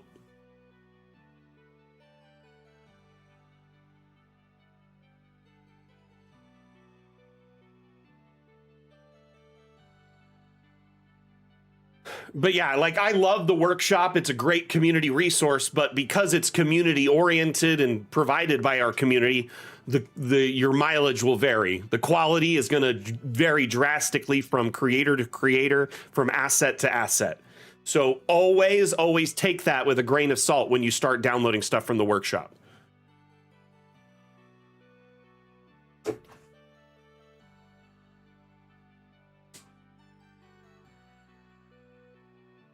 Honestly, like, I love the workshop. I think it's an amazing resource as long as you can wade through, you know, and get around the assets that aren't really beneficial to you.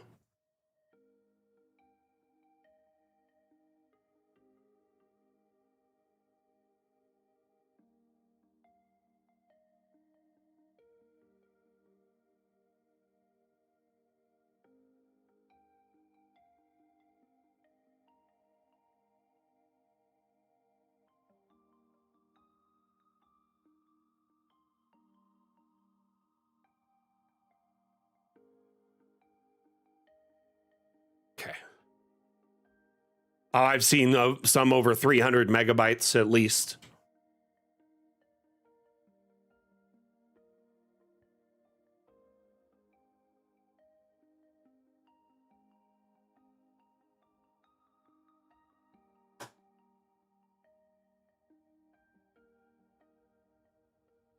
One second here.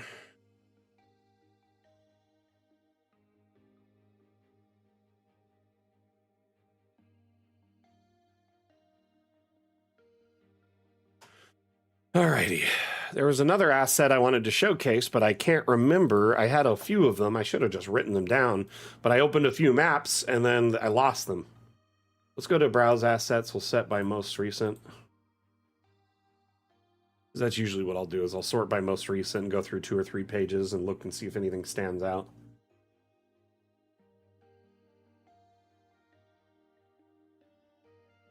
Yeah, I did a Palisade was the second one. It was one of these. Palisades are great. We have like one that's kind of a stock one, but it's not labeled as a Palisade. And then when the workshop first came out, Mrs. Mack and I coordinated and I uploaded a few. She probably could make much better ones nowadays, but these look really good. Kind of fun to have stuff like these little barricades that you can put up.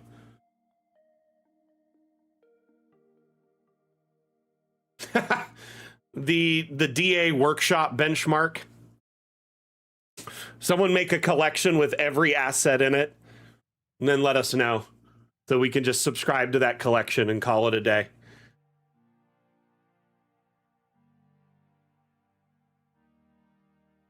Asmodeus, you're calling. Just kidding.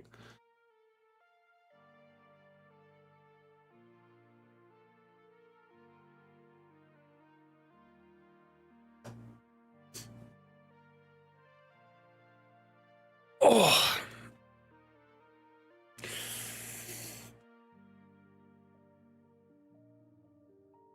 My sciatic is flaring up right now. What is all going on? Blah. I've been so frustrated with my 3D printer this week. So I have done 3 sets of Hendrix, and they've each failed every time for one reason or another. The first set failed about 70% in on a like almost 3-day print. The second one failed when one of them came unstuck and like moved around the print area. The third set, I think something's wrong in my file configuration of how I have them sliced, because I've never had so many consecutive failures, even with my older printers. So I'm gonna double check everything and make sure there's not like anything wrong or something, a feed rate issue or an adhesion issue or a configuration issue. But I turned off the printer for 2-3 days to take a break because I was mentally just exhausted with the printer. And I've been printing nonstop since I got it for almost a month. So I guess both I and the printer needed a break. I'm going through, checking some recommendations online, seeing what people recommend. But I really want to print and give away these Hendrik, designs. And this one was a prototype. I have a better design print like set up in the printing software. But when I try to print 2 of them at a time, it almost always fails. So I think I'm going to cut it back to 1 and just make sure the settings are as good as they can be, and then make sure the print bed is as clean and has as good adhesion as possible. Up to this point, I've never had any adhesion issues except for that one that fell off. So I don't know if I don't think it's adhesion. I just think Chia Pet wall art, right? That would be great. Unfortunately, I already threw them away. I was furious. I threw one and smashed it. Anyway, it's just frustrating when you print something for 2 days and then it fails.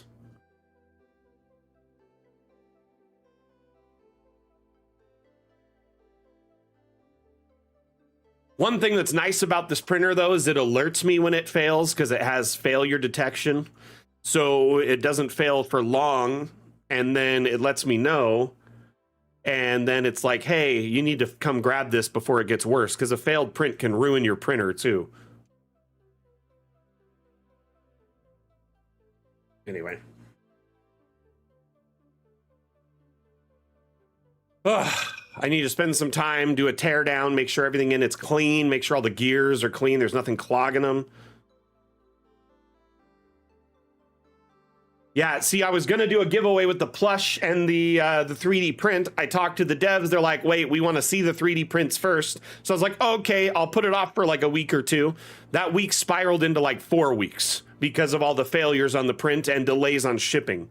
So basically, the filament took almost a week and a half to get here, and then after the filament showed up, I've had nothing but issues.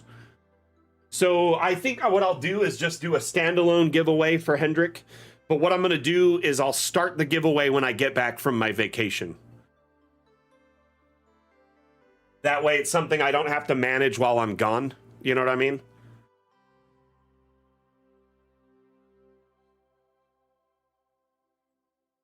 So we'll do the plushie giveaway and hopefully the Hendrik giveaway shortly after. I'm hoping to get them all sorted during my break time too. So I want to do some more printing, but I need to get this working right. Anyway.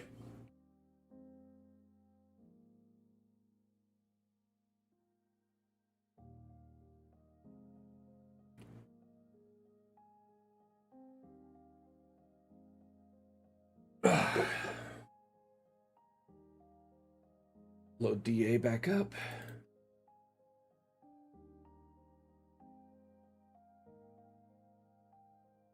I will. We got one more stream before the vacation, though. I'm not fully checked out yet.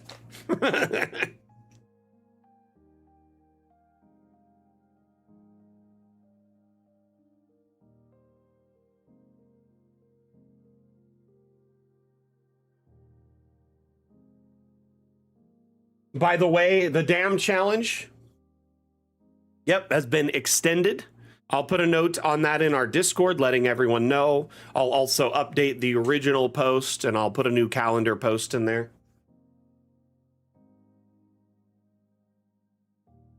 Hey, Rainbow Man. Thank you for the follow earlier. I just noticed that. My bad. Much appreciated. Welcome to our community. The Dam fam, as we like to call it. Really appreciate you dropping in the stream. You can learn so much in such a short amount of time on the stream. I'd argue that some of our most talented map makers spent a good amount of time in the stream, or spent some time in the stream, because it gives you a jump start, really. It's like taking courses or a class, you know what I mean? Strawberries are very close to ready. They're turning red. We have at least 5 or 6 that are getting very close. I think probably in the next 2 days, most of them will be ready for harvest. We ate all the last of our blueberries today, because there was only like 20 or 30 in this first harvest. Mrs. Mac made some breakfast buns. Yeah, she's been taking pictures, and I've been sharing them in the Discord and stuff. Of the buns or of the fruit itself?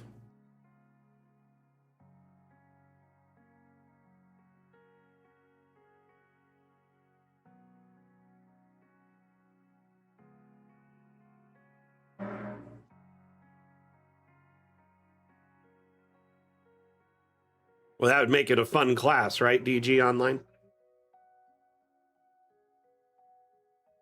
Got the map loading back up here. Let's pick a cool one while we sit and talk.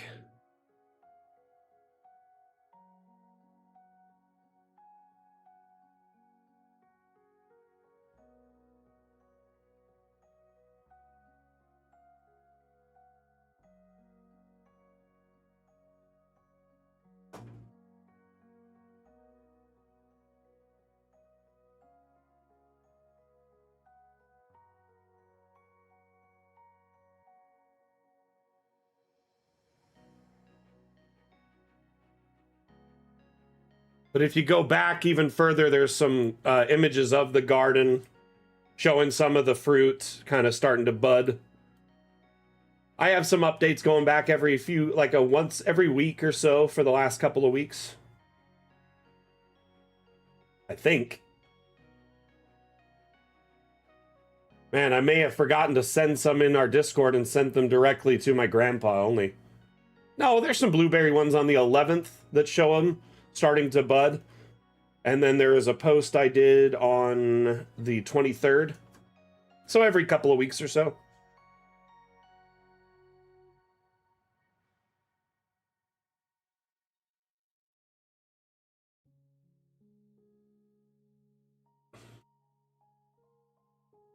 Ah, you're talking about the modular object menu. Gotcha. Here, let's load a new map so we can focus on that. There's a lot going on in this map and it's distracting.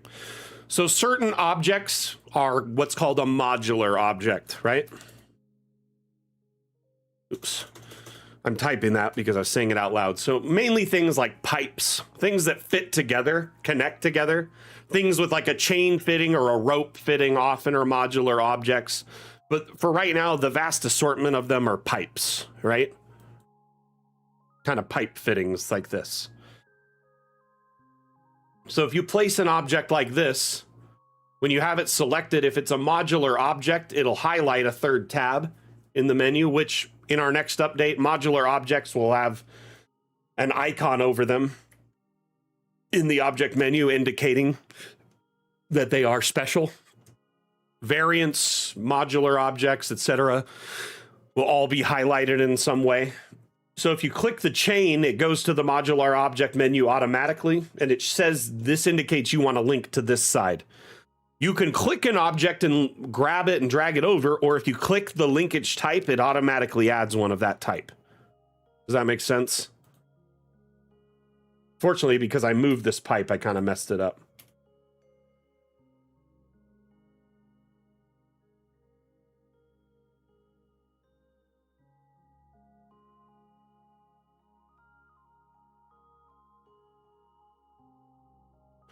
So now you could essentially make more intricate linkages in just a few seconds.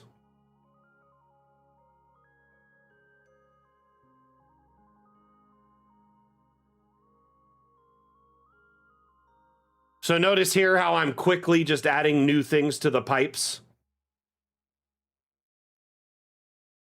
So you could just follow these different things to add stuff by clicking them. Does that make sense?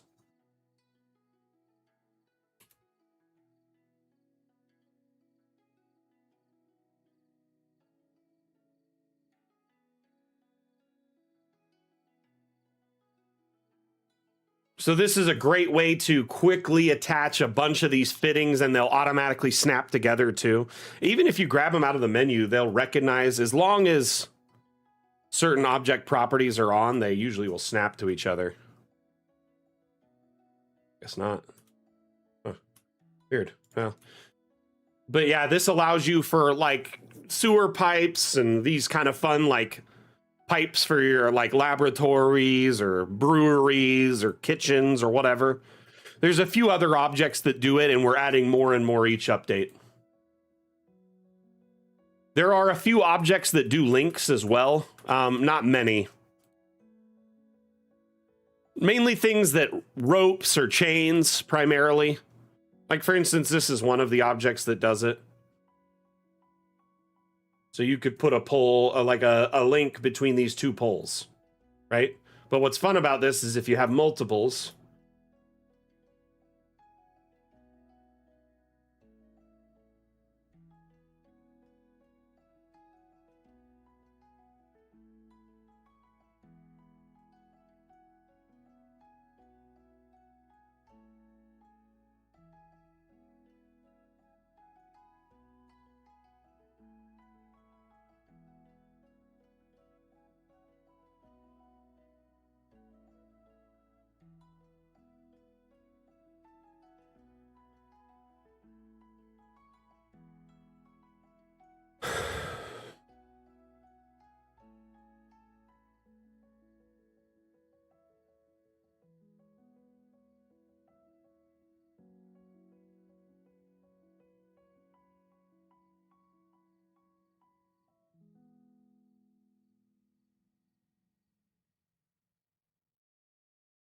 you see here, this is like something you couldn't normally make, but now we just kind of made a cool little custom object by using the linkage system. And neat thing about this is you can move this too, and it's like tethered to it. So I just kind of made the general shape and then got myself like a little spider web or umbrella icon type thing.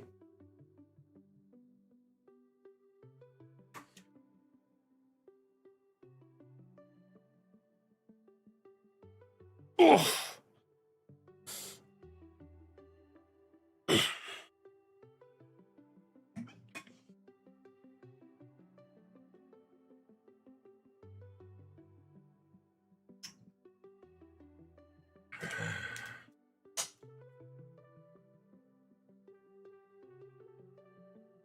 Oh, man.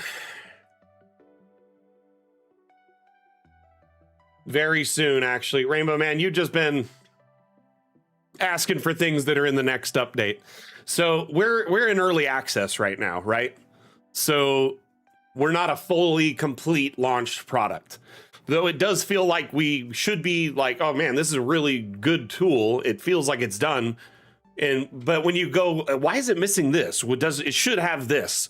That's usually, you follow the flow chart back to early access is what that means.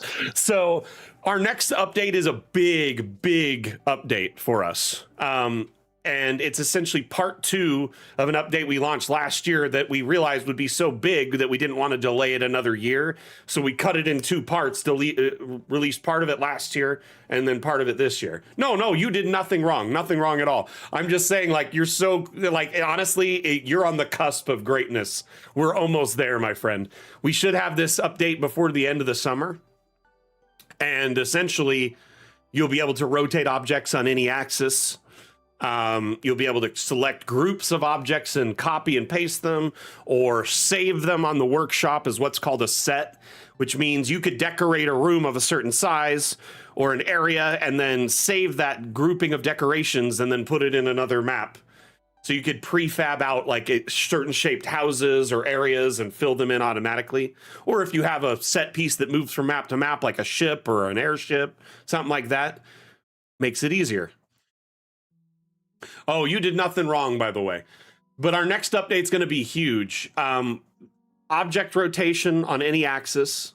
Like I said, selecting and grouping objects, moving groups of objects, copying groups of objects, saving those groups of objects for later, and sharing those groups of objects.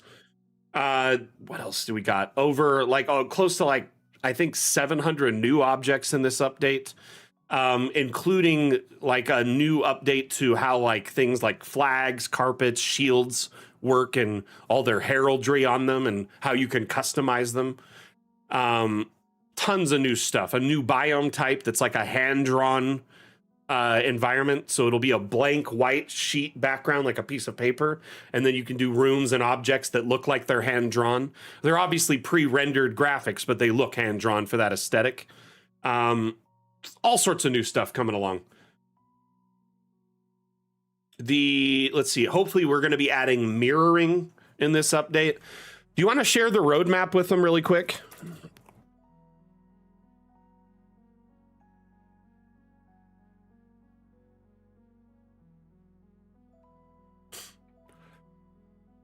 So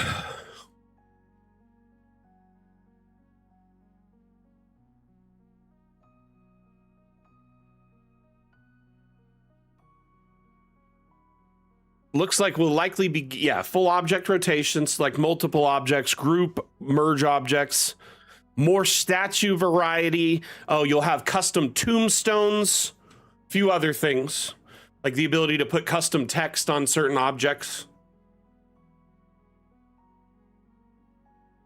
Lots of cool stuff.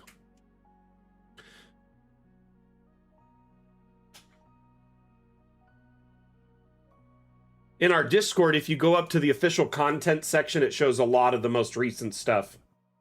The asset picker, which we discussed earlier, which you could click on this and it'll automatically, like if you push a hotkey, it'll tell you the name of the asset and where it's at, and you can automatically, copy it and move on with it. It's just really nice. It saves you tons of time. See here. Oh, a bunch of new objects that are like something you'd see in a Vitruvian workshop or like a steampunk factory. The circus room type will be available. The dye room type will be available. Anyway, all sorts of new stuff's coming out. Wish I had more to share.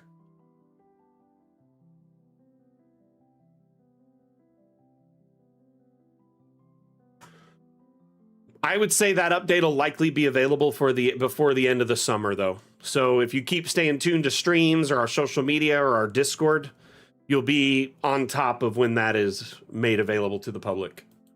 And as we get closer, we tend to do more teasers. We schedule streams, so we do a teaser stream where people can come in and watch these new features live and see how they function. And we usually do 2 of those streams within a week's time.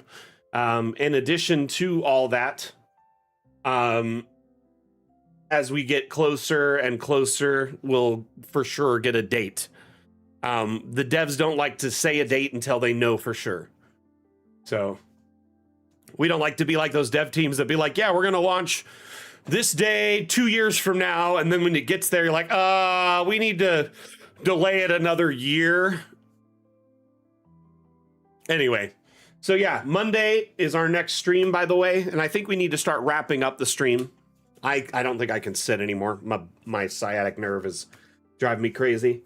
That said, though, Monday will be our last stream before my summer break. I'm going to be taking a 10-day vacation, July 1st through the 10th. I'll be back on the 11th for our next Dam show, or Dungeon Alchemist Mapmaking show, which is 14 days from today. Our next stream, Mapmaker Monday, will air as expected on Monday morning at 9 a.m. Pacific, 12 p.m. Eastern. That's 4 p.m. UTC. Had a lot of fun with the stream today. I think we covered a lot of stuff, a lot of content. Cool maps on the workshop, neat features taught to our community members. And we extended the Dam Challenge, which will give our community a lot more time to make a map and submit it. For those wondering what the Dam Challenge is, it's our bi-weekly map making contest we host here on our streams and in Discord. The current theme is Trap. Using Trap as inspiration, you make a map of any shape or size and submit that map to our Discord channel, labeled the Dam Challenge Discord channel is what it's called. So it's called Dam Challenge is what it's labeled.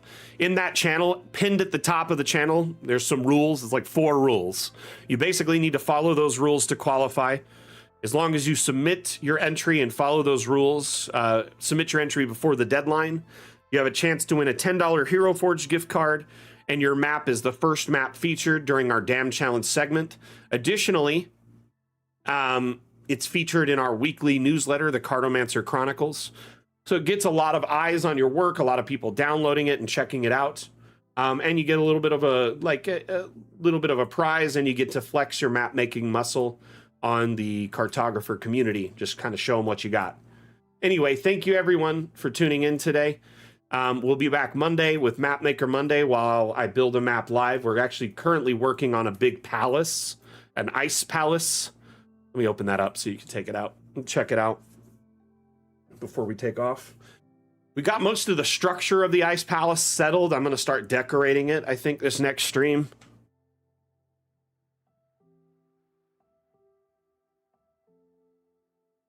So this is our ice palace base level here. I wanted it to look like a snowflake, which I think I kind of captured that. But I still want like 1 or 2 more towers, like vertical, like a central tower going up vertical, or a diamond-shaped tower just continually going up. We'll figure it out. That said, this map here will need some decorating. And if you want to follow along, yeah, let me show you how to make your maps ultra cool. Tune in on Monday and you can follow along with us and learn. But this is only just getting started. I really just focused on the exterior and like the framework of it. Haven't done any decorating yet. Need some vanilla. Just patches of snow would be nice, right? Anyway, we'll be working on this Monday for anyone who wants to tune in. That's at 9 a.m. Pacific, 12 p.m. Eastern, 4 p.m. UTC. I'm going to run a quick Dungeon Alchemist themed ad, and then we're going to wrap up the stream. If you haven't seen it before, I highly recommend you check it out. It's hilarious, and it's very relatable. Thank you, everyone, for being here. Again, my name is Mac, the Dungeon Alchemist Community Manager. Dungeon Alchemist is available on Steam, and it's currently 20% off for the Steam Summer Sale. So that means you could get it at its best possible price right now, a 20% discount. Make sure you check out this ad, check us out on Steam, download our demo, give us a little test drive to see how it runs on your computer. And if you're interested, make sure you snag it at the best possible deal you can get. Thank you, everyone, for tuning in. We'll see you on next time I give a damn, all right? Mac out. Bye.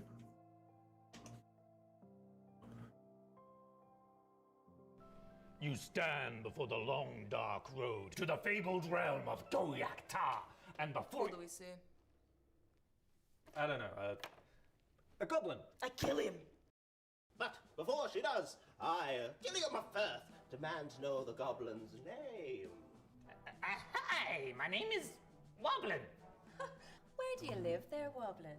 I don't think that's relevant. Well, but I, Gilliam of Firth, demand to seek the goblin's abode. Clever. Find family. Kill entire bloodline. I like it. Seriously, we're doing this? Okay, well, won't be needing that anymore, will I? Ever get caught by your players with your pants down? Dungeon Alchemist lets you create wonderful maps for any encounter in seconds. Oh, Woblin, that's a very impressive cheese collection you've got there. Yeah, it is quite impressive, yes. But you know what's more impressive?